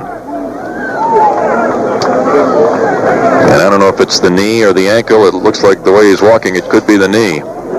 Yeah, they were when they were attending to him, Dick, they were kind of feeling around in the calf area, in between the knee and the ankle, and you just don't know anymore with these kids. And I really admire the patience in which these athletic trainers work with these kids. I mean, they make sure before they get them up that they've talked to them, they've checked everything out, and that is an area of the game that has improved so much. In that circumstance, the game can wait, obviously. You've got to make sure that you're not making any mistakes down there. 2nd and about 8 for the Birds. Here's Bosman with the fake handoff. Now throws it out to the side. It's caught by Rainey. He has room to run. 25. Now angles back across the 20. He broke a tackle, and he'll score the touchdown, which puts the Birds ahead 27-14. Rainey ran right through a couple of Salukis after he had produced the first down yardage. That's a matter of a defensive back or a defensive player not willing to come up and put a shot on a running back, whereas the running back is looking for the contact. Maceo Rainey initiated contact that time, and the defensive players weren't willing to come up and give it back to him, and he ran right through those two guys. They were laying down about the 20-yard line. Dick, practically humiliated after missing that tackle, and Maceo's in the end zone. 30-yard TD run for Maceo Rainey, his 2nd rushing touchdown of the year, his 4th touchdown overall. Excuse me, that's right. He received that. I was thinking about how far he ran with the ball. That was a 30-yard touchdown pass, and so it's Rainey's 3rd touchdown pass of the year. He has 4 touchdowns in all. Todd Kurz adds the extra point to make it 28-14. The Birds have their 2-touchdown lead back here with 4:45 to go in the 3rd quarter. We'll continue with more here from Hancock Stadium in just a minute on the ISU Redbird Football Network. Todd Kurz with the kick. It's toward the side, and it's scooped up at the 15-yard line by William Tolan. He gets across the 30, and he's spun around there. Herbie Demosthenes made the stop. Salukis start at their own 35 as the Redbirds again lead it 28-14. That last time they went 61 yards for the score. Touchdown pass number 11 for Joel Bosman now in 5 games. That was an important drive too, Dick, because kind of a fluke play, if you will. Southern Illinois got back to within 1 score, and Illinois State had a nice drive. They didn't have one real huge play there. They kind of worked it down the field, picked up some nice first downs, and got into the end zone. The biggest play was the touchdown play. Rolling out is Pearson, throws it out in the flat, and he threw it poorly. It's incomplete, intended for David Smith, who couldn't quite reach up high enough to haul that one in. There is a flag on the play. Surprise! David Smith is a huge guy, too. Yeah, he is. Listed at 252. He's listed as a wide receiver and does usually line up off the tackle aways. As this time we have an ineligible receiver downfield for the Salukis, and the Birds have the choice here.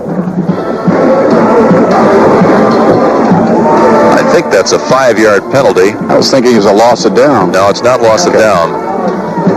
If it was, there'd be no So ineligible downfield. On the offense, penalty is declined. It is turned 2nd down. I think it's 5 yards, and that would make some sense here. It would either be 1st and 15 or 2nd and 10, and the Birds opt for 2nd and 10 at the 35-yard line. 4:35 left, 3rd period. The Birds have never trailed in this game. It was tied at one point at 7.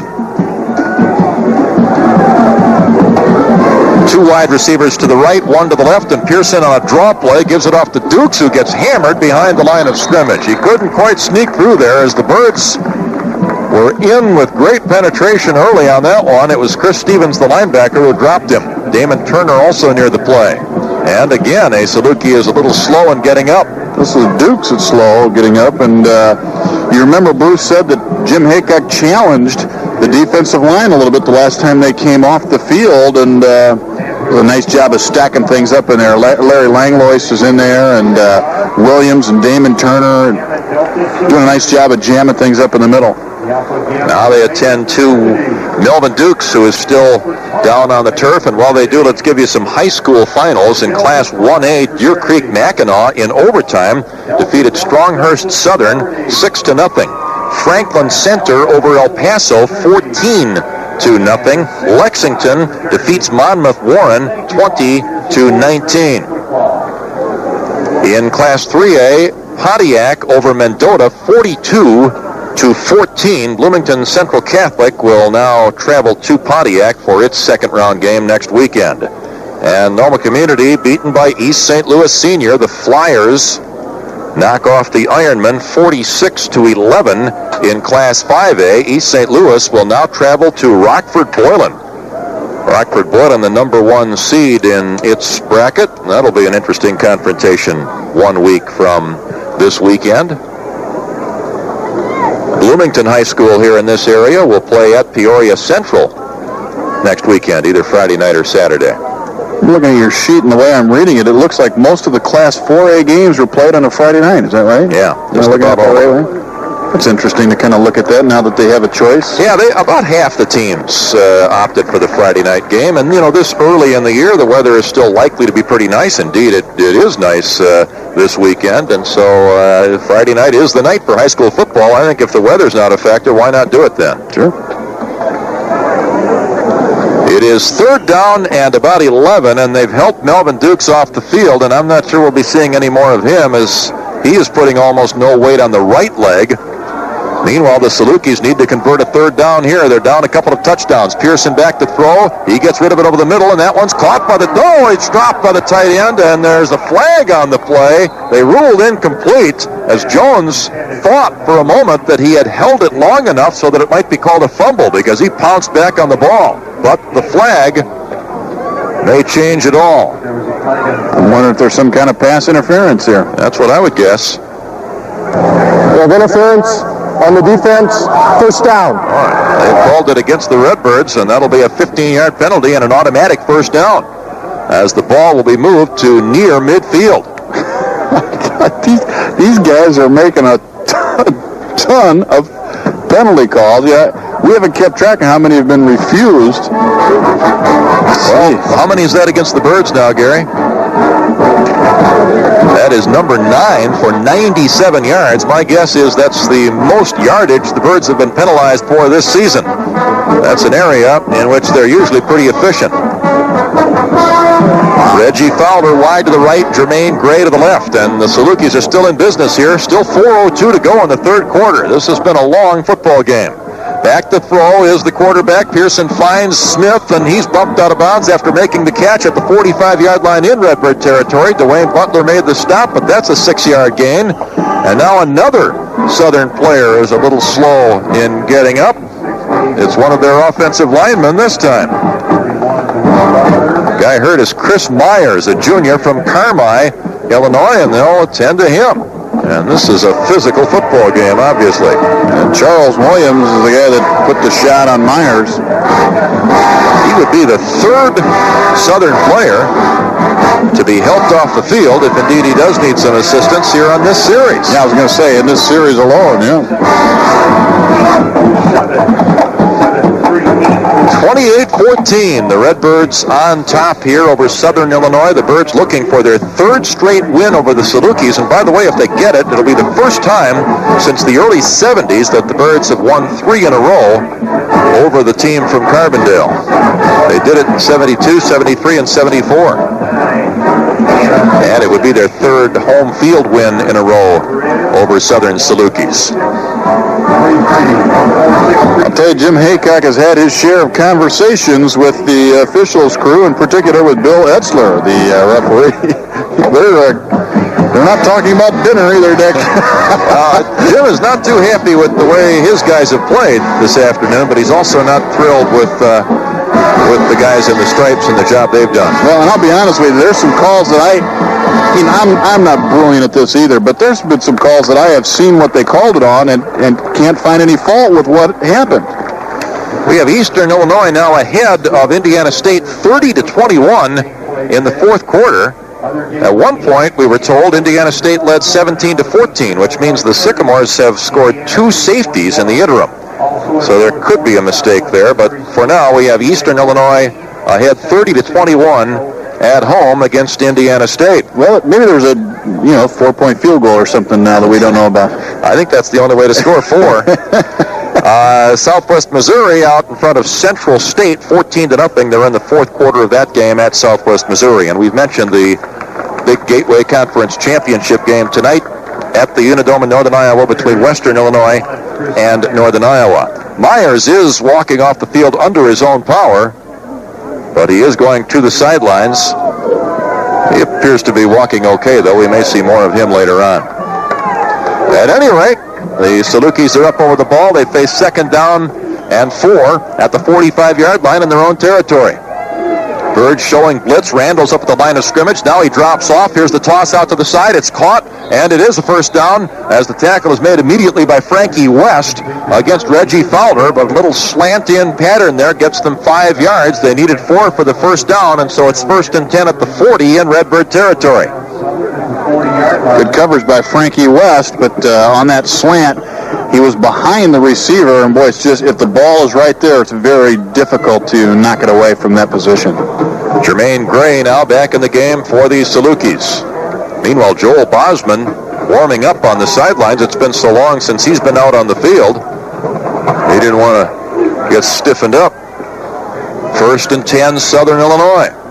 In motion is Reggie Fowler. Here's Pearson, a play fake. He rolls left, looks to throw, spins away from Radford, but then he gets him anyway. Great play as he sacks him back at the 48-yard line, a loss of 8 yards.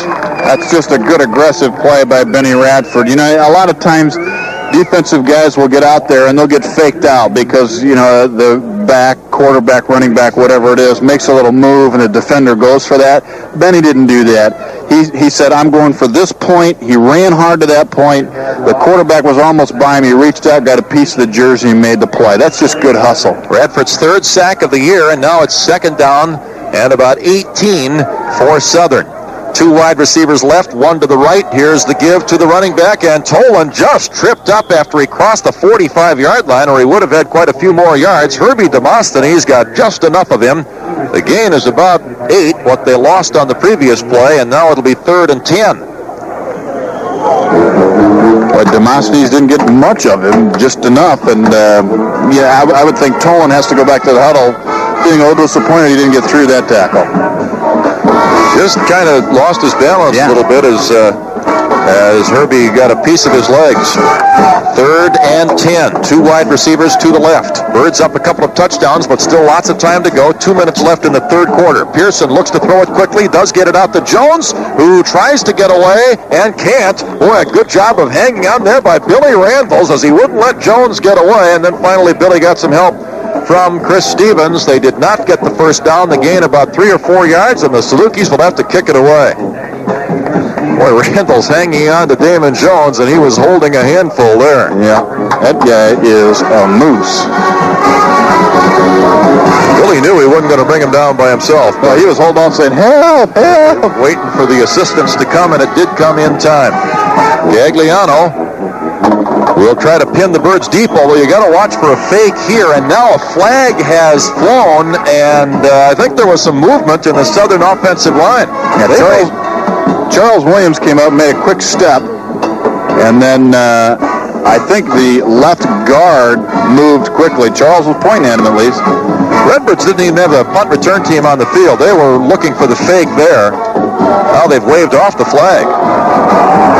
And the Redbirds are wondering what's going on. Jim Haycock is beside himself. Now he wants his defense back on the field. He doesn't believe they're going to kick it here.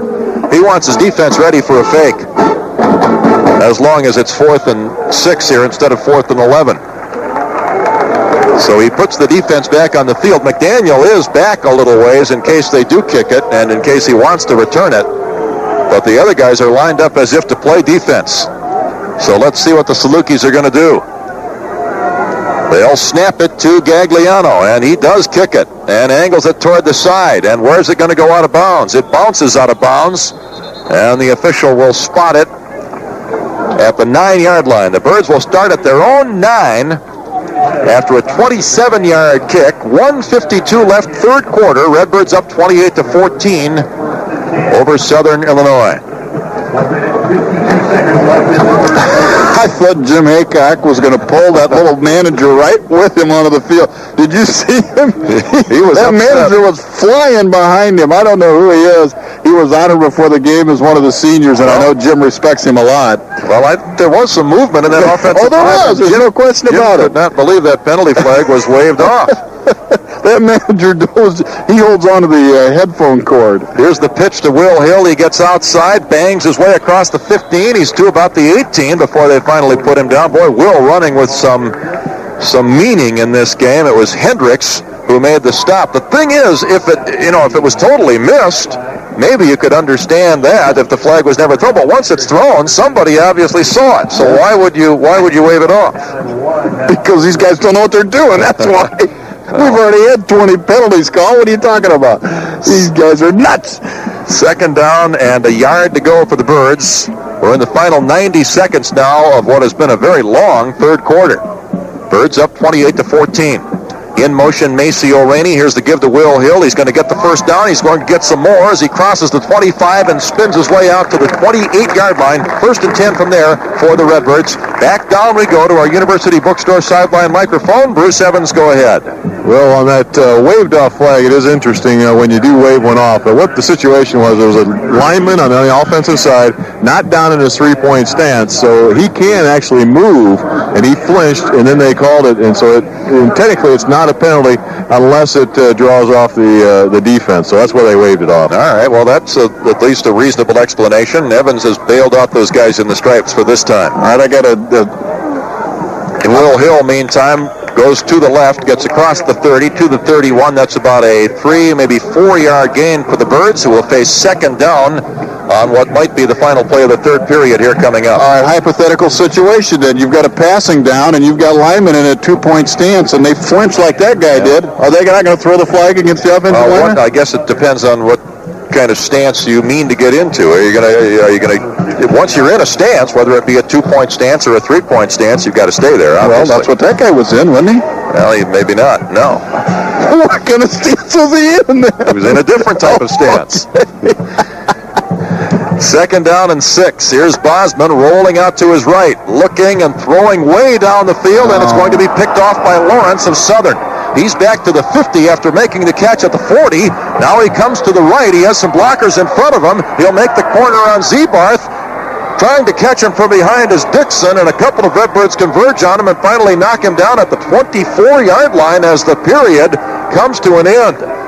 Well, Southern Illinois back in business after Bosman is intercepted for the second time in this game, and after the Birds turn it over for the third time. Southern will have it at the Redbird 24 as the fourth quarter begins here in just a bit. It's 28-14 in favor of the Birds. We'll return in 1 minute on the ISU Redbird Football Network. 28-14 in favor of Illinois State before this 1st and 10 play here for the Salukis. Let's take a quick station break. Birds up a couple of touchdowns as we start the fourth quarter. As we pause for 10 seconds now on the ISU Redbird Football Network. William Tolan gets the handoff here on 1st and 10. Right up the middle he goes, and he's stopped at the 20 after a 4-yard gain. 2nd and 6 will be the situation next. Billy Randalls and Herbie Demosthenes combined to make the hit. One correction on a high school score we gave earlier, not on the winner, but on the score. Franklin Center beat El Paso 20-0.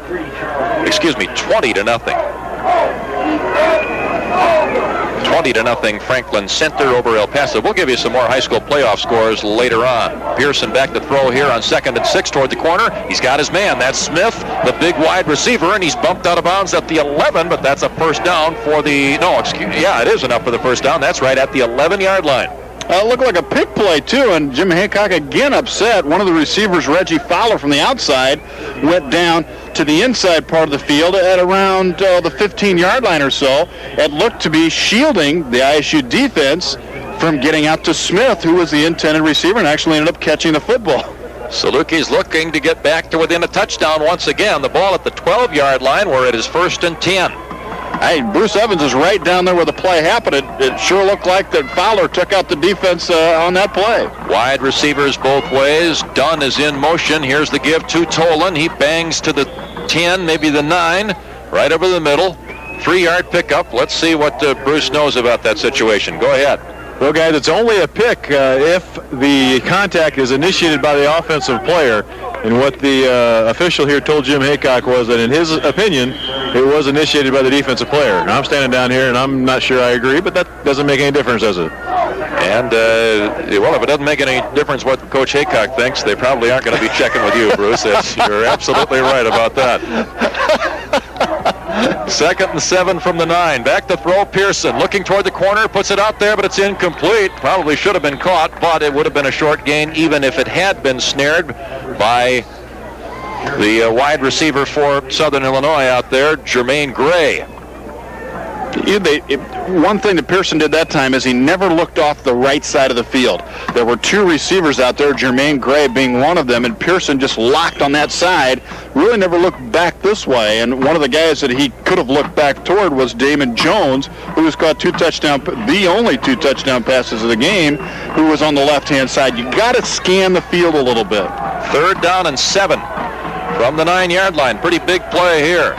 Here's Pearson, back to throw, looking over the middle, backpedaling. Now he's running out of time. Now he's hit. Flag goes down as he is dropped. The ball comes free, but they've ruled him down. And it is a sack pending the penalty.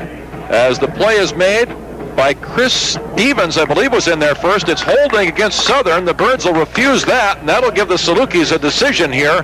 They'll face 4th down at the 18-yard line. They got to get to the 2 to get the first down. Well, that time he was, Dick, that time he was looking in the direction of Damon Jones, and the Redbirds, again, did a nice job of coverage downfield. You know, one thing I think a positive on this defense. Holding on the offense, penalty has declined. So the Birds will set up the 4th down situation. Is the play of the defensive backs. You know, you think of how many times Pearson has had a lot of time to look the field over and has not been able to get rid of the football. A lot of times it's because the defense doing such a good job, the back coverage is so well, and I think you got to think that is a positive of the defensive play this afternoon. They're going to go for the field goal. At least they're lining up as if to go for the field goal. That would still leave them 11 points behind and still leave them 2 scores behind. 28-14 the score right now, as this one will be spotted at the 25-yard line. Ryan Gibbon will try for the 35-yard field goal. There's the placement. The kick is up, and it is right through the middle. He's made 2 of them this afternoon, but the other one was negated because of a penalty against ISU, and Southern eventually scored a touchdown on that possession. No flag here, and so the Salukis are forced to settle for 3, and it's 28-17 now. The Redbirds are up 11. We have a final score from Evanston, where Illinois won today over Northwestern, 28-7. The Illini are back over the 500 mark now in the Big Ten. The Birds still up by 11, 13:08 now left to go in the ball game. There's our first field goal of this contest. The Redbirds not out of the woods yet, but it was very significant there that they were able to hold the Salukis to the field goal rather than the TD. Yeah, no question about it. That could play a very big part in the remainder of this ball game right now.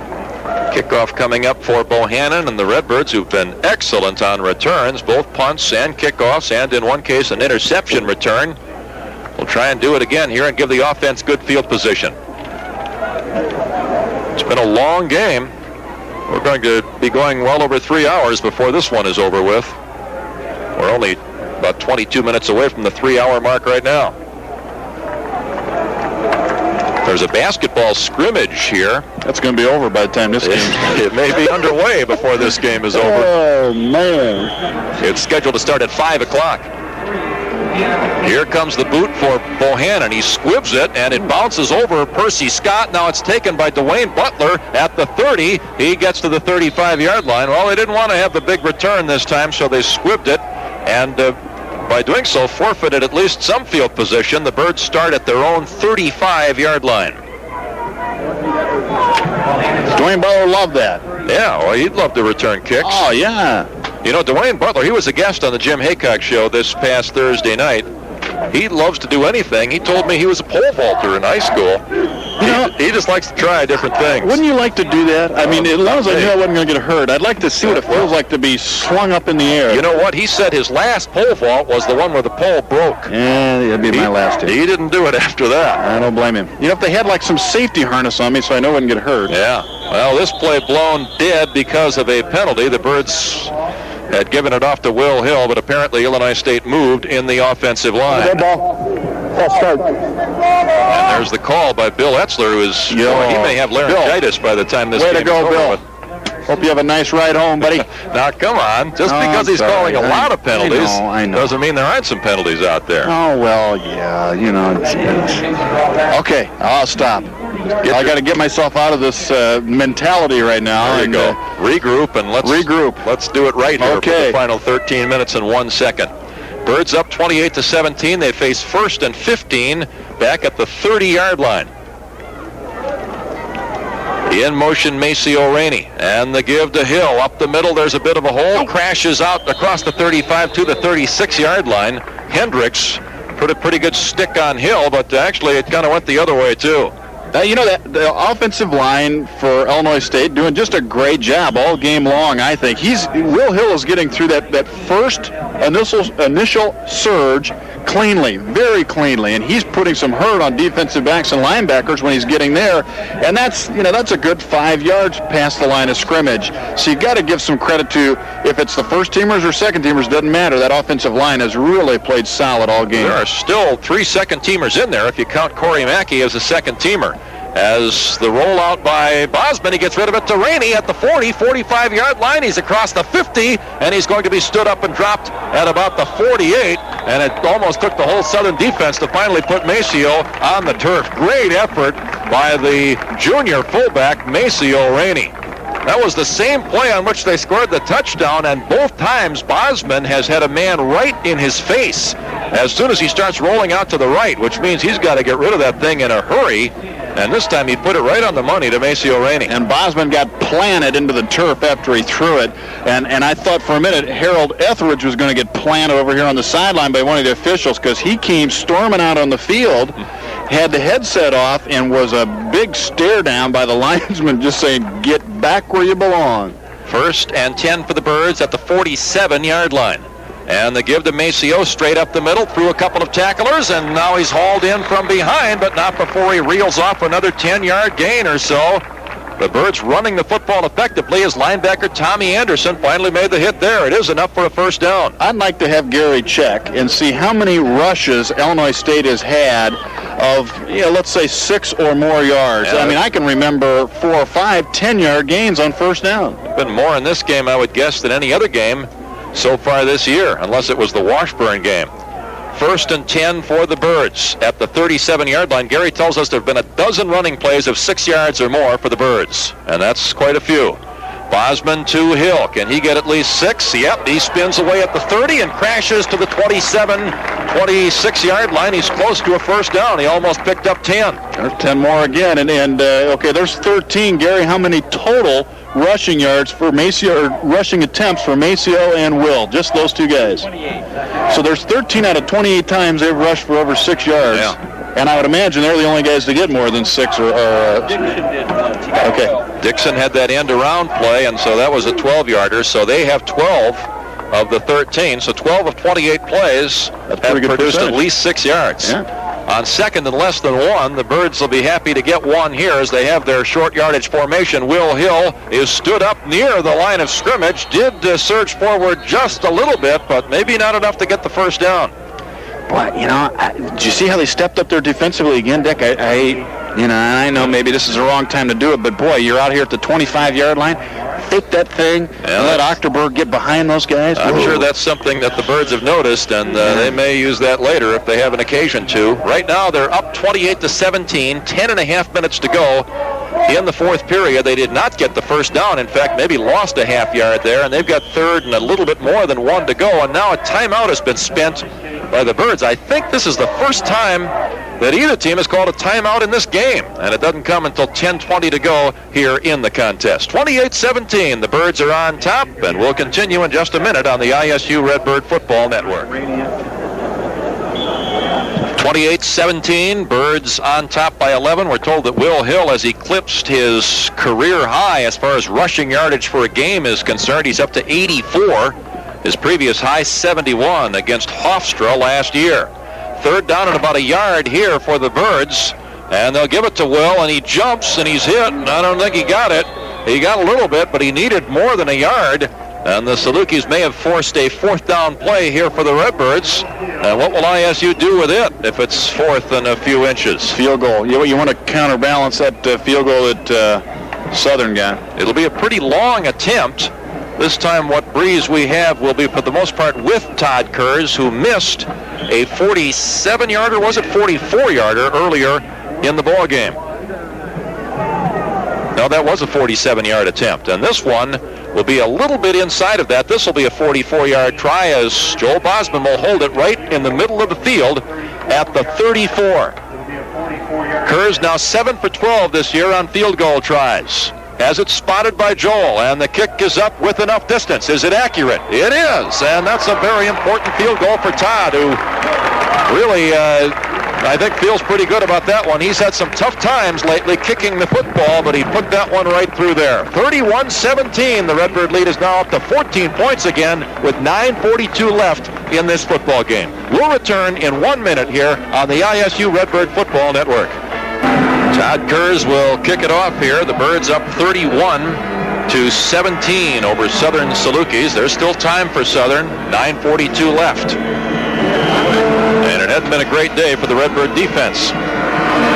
As Kurz kicks it high, not particularly long. It's Tolan at the 4.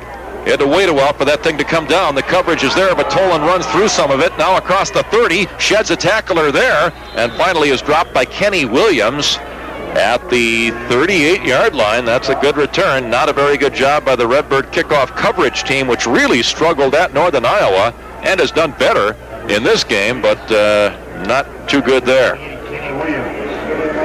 A little different quality of team when you talk about Northern Iowa as opposed to Southern Illinois, but yeah, it's an important part of the game, no question about it. And I think, Dick, you guys saw that it can make a difference in the final score as well. You talked about Northern Iowa really pinning the Redbirds down with punts inside the 5.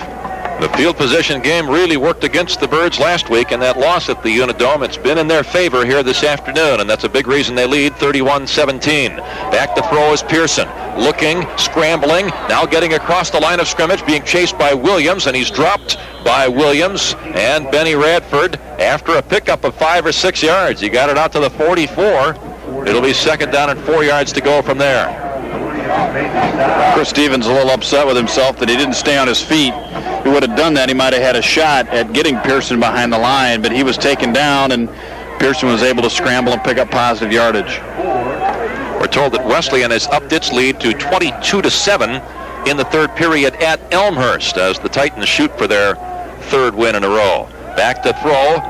Or his fourth win in a row, for Wesleyan. Back to throw. Pearson gets rid of a couple of guys and now throws it incomplete, intended for Dennis Dunn at the 50-yard line. And again, the Birds had a chance to sack Pearson and couldn't get it done. Armando Fisher and Charles Williams missed the opportunity that time. Well, they're finally putting on some pressure. Larry Langlois was in there as well and actually got to Pearson right after he released the football. So they're getting to him. They're not finishing off the play, though. Chris Stevens got to him the play before and couldn't finish it off. Third down and 3 to go now from the 44-yard line. The clock stopped for the moment. 8:49 left in this football game as the Birds lead it 31-17.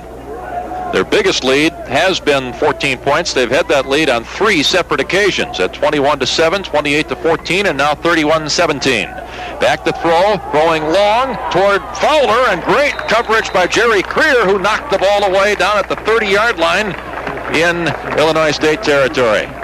Good play by Creer. He was right in Fowler's lap. I mean, there was no way that Reggie Fowler was going to catch that football with Jerry Creer right in his chest. That's just good position coverage.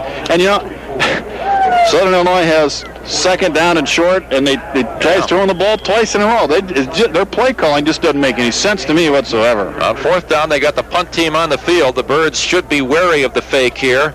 And I'm sure they are. Salukis down a couple of touchdowns, 8:44 to go. Low snap. It's handled by Gagliano, and he does kick it.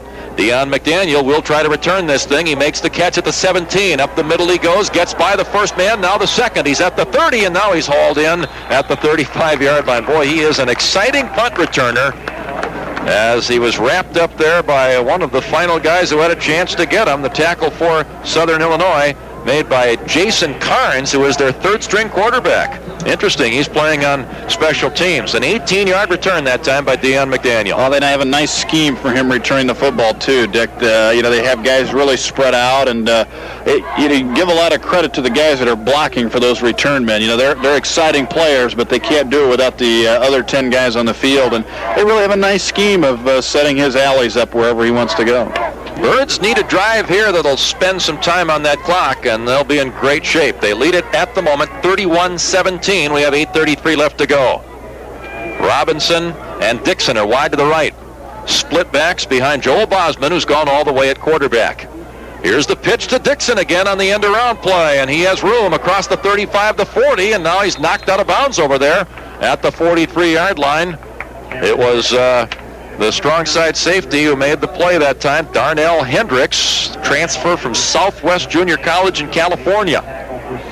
Second down and 1 after a 9-yard gain. And Dixon's going to give Will Hill a little needling when he watches the films here, because Will Hill didn't block anybody. I mean, he had a shot at blocking Darnell Hendricks, the guy that eventually made the tackle, and ran right by him. Dixon again lined up as a slot back on the right side. Robinson outside of him. This time it's a straight handoff, straight handoff up the middle, and Rainey is not able to get the first down. The Birds on 2nd and 1, trying to produce that first down, couldn't get it. They'll go on 3rd and 1 as Rainey was stuffed by Seaman, the linebacker. That end-around play to Dixon was put into the playbook, at least was not used for the first time this season until last week against Northern Iowa, and the Birds have used it 3 times in this game and have run a fake off of it at least once. So it's kind of helped open up the Redbird offense. ISU needs a bit more than a yard here. They lost a half yard on that last play. And here's the pitch to Will Hill. He gets outside, now runs inside a block and gets the first down. Good, hard sweep by Will Hill to the right side. He's tackled at the 48-yard line, and it's 1st and 10 from there for the Birds, as the stop for Southern is made by Norman Harris, a reserve defensive back from St. Louis. This combination of Will Hill and Maceo Rainey, to me, they seem to complement each other better than any combination we've had this year. These two guys, they're very comparable. I think you could reverse their jerseys and you really wouldn't be able to tell them apart pretty much. They have the same talents. They catch the ball. They're able to run inside, run outside. I think they're doing a nice job of complementing each other today. Well, they've been the 2 fullbacks most of the year, but now Will lined up at tailback because of the injury to Hickey Thompson, as it's Hill who gets the call again, and he spins his way across midfield and is stopped after about a 6-yard gain. The Saluki tackler that time, Arglista Scott, the freshman out of Chicago. 2nd and 4 for the Redbirds, who continue to lead it by 2 touchdowns here with now 7 minutes to play in the football game. We're told the Redbird volleyball team has won its opening game at Evansville, 15-5 the score. Birds looking to bounce back from that loss at Bradley earlier this week. 2nd and 4 the situation. Rainey in motion, and the pitch to Hill, and he finds room over the right side, dives out to about the 40, and it looks as though he's got enough for the first down, just barely. It is a first down. Boy, again, they measure there. They indicate first down without the measurement, and it looked pretty close. Now, come on, Dick, get in that positive frame of mind. I'm sorry. Remember, we're changing. I'm going down that path myself. You're going down the Swearingen path. That's easy. I can drag people down with me, but I'm trying to turn over a leaf. Been hanging around too long with you. To find some new friends. 1st and 10 at the 40-yard line. Nah, it's more exciting this way. In Southern territory, the Birds trying to hang on to a 2-touchdown advantage. Here's the give to Hill. He staggers at the line, now finds a hole, blows by Seaman, who missed him, and gets to the 34-yard line. That's a 6 or 7-yard pickup. 2nd and 3 is coming up, and now we're down to 6:05 to play in the game. This is the kind of drive you called for, Dick. Just kind of keep it on the ground, use up some clock, move it down the field, and I think Southern's helping a little bit. They're not very good tacklers. That time Seaman, who is a linebacker, you would assume a pretty sure-handed guy, No contest. Will Hill just ran right through him. Give some credit to Will Hill, too. Good hard running. He's over 100 yards for the game now at 104, according to statistician Gary Walter. He gets the pitch this time, sweeps to the left, knocks heads with one tackler, and gets the first down as he got the better of that collision, bounced forward across the 30 to the 29. The guy who made the stop was that very busy strong side safety for Southern, Darnell Hendricks. It's 1st and 10, Birds at the 29-yard line. Will Hill tapping his helmet saying, I need a breather, and I don't think anybody's paying attention to him over here on the sideline. I like the way that he caught the pitch out that time and squared up right away. Did you notice that? He squared his shoulders and went straight up the field and got his momentum going north and south, and that enabled him to push that defender back. We mentioned this is a career high for Hill as far as rushing yardage is concerned. It is as well for Maceo Rainey, who has 72 yards at this point. This is Kevin Dixon in motion here to the near side. The give is to Will up the middle, not as much this time, although he runs hard again and forces 4 or 5 guys to take shots at him before he goes down. Yeah, you worry a little bit when a player says, you know, hey, I need a blow here. I need to come out, and then they give him the handoff. Look at him again. He's tapping his helmet saying, guys, I'm run out of gas here. Look, he finally just said, come on in for me. And they said, no, stay out there. Yeah, there's Chris Moore now coming onto the field. The former East St. Louis senior high school player will replace Will Hill. And Hill gets a nice hand as he trots off the field. Hill from St. Louis, across the river from where Chris Moore grew up. 31-17, Birds up a couple of touchdowns, now facing a 2nd and 8 at the 27. The give is to Chris Moore. Nice hole up the middle. He stutters there, gets to the 20, fights hard to get to about the 19, and Chris is close to the first down.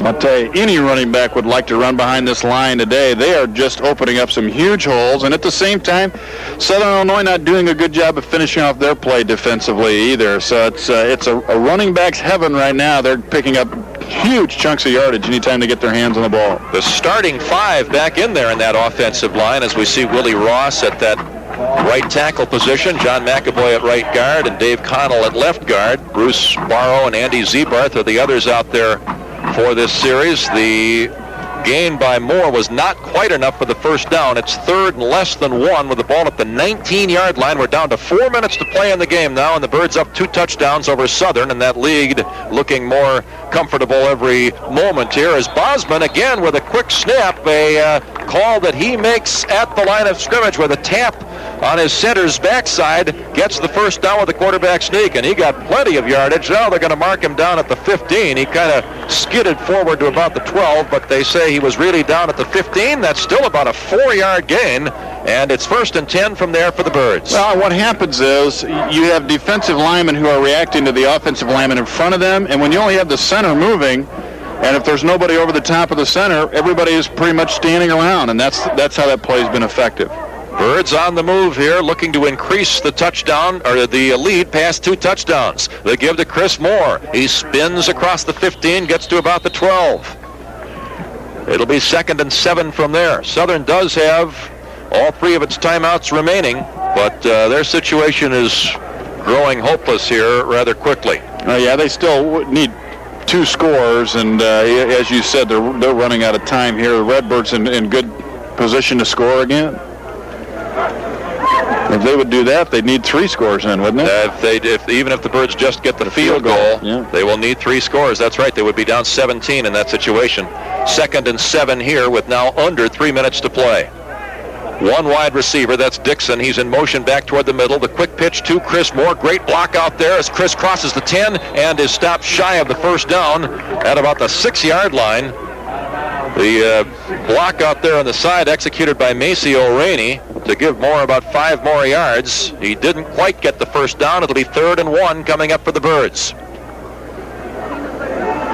This is exactly what the doctor ordered too, Dick. Just keep it on the ground, keep the chains moving, keep the clock rolling. I think this is really the only play in this series that has stopped the clock, isn't it? We needed this too so we could get to the basketball scrimmage in time. Well, I want to go see the baby. Oh, that's right. Yeah. Here's another sneak by Bosman, and straight ahead he goes to the 3-yard line. Again, the Birds executing that silent signal at the line of scrimmage on 3rd and 1, and Bosman sneaks for about 4 more yards, make it 3 yards to the 3, and it's 1st and goal from there. Joe Bosman getting some rushing yardage in this game. He now has plus 20. He was sacked only once back in the first period. And so the Redbirds piling up some running yards in this game, something they were not able to do against Northern Iowa last week, nor really against Buffalo. It's been mostly passing which has produced the Redbird offense here lately. First and goal from the 3, and the give to Chris, and he bangs to the 1 and is stopped shy of the end zone there. And it'll be second and goal from that point. Chris Moore smelling the end zone, fighting hard. He has scored a couple of touchdowns this year. That was back early in the season. I think those came in the Washburn victory. And he may get a chance to score his third here as Will Hill continues to watch with Moore in there now. And Chris Moore is the kind of guy that knows what to do with the football when they get close to the goal line. This is a guy that has made a career out of scoring touchdowns, particularly in high school, and they like to have him down there when they're inside the 5. Well, he set a IHSA career record for touchdowns when he played at East St. Louis. 31-17, Birds on top, looking to increase the lead. Here's Chris, and he's into the end zone for his third touchdown as a Redbird. It's now 37-17. Illinois State has its biggest lead of the day with 1:26 left to go. Perfect drive. I mean, you couldn't ask for anything more than that. And I'll tell you what, give game balls to all the offensive linemen, whether it's those 5 that were in there right there or you take the 3 that were intermittently in during the course of this ball game. They have done the job up front, and that's the kind of the drive that you want to end the game on, really, because it gives a little better taste to your coaches in your coach's mouth on the way the game was played previous to that. 12-play, 65-yard drive. Was there a pass thrown on that drive, Gary? No, it was all rushing as the hold here by Bosman for Todd Kurz, who puts it through to make it 38-17, and now we have some more flags. Well, that's okay now. It's a positive thing here with 1:26 remaining in the ball game, and the Redbirds are still ahead. Dick, let's look at it that way. Flag on an extra point. Come on, Dick. It's all right. That's right. That's right. It's no big deal. That's because right. We're only 86 seconds from ending this thing. It's going to be okay. 4 flags on the carpet there. Well, see, there are a couple of guys that didn't get a chance to throw it, so they're just seeing if it still works. We're okay. It's all right. Well, 1:26 left, and the Birds in great shape, up 38-7.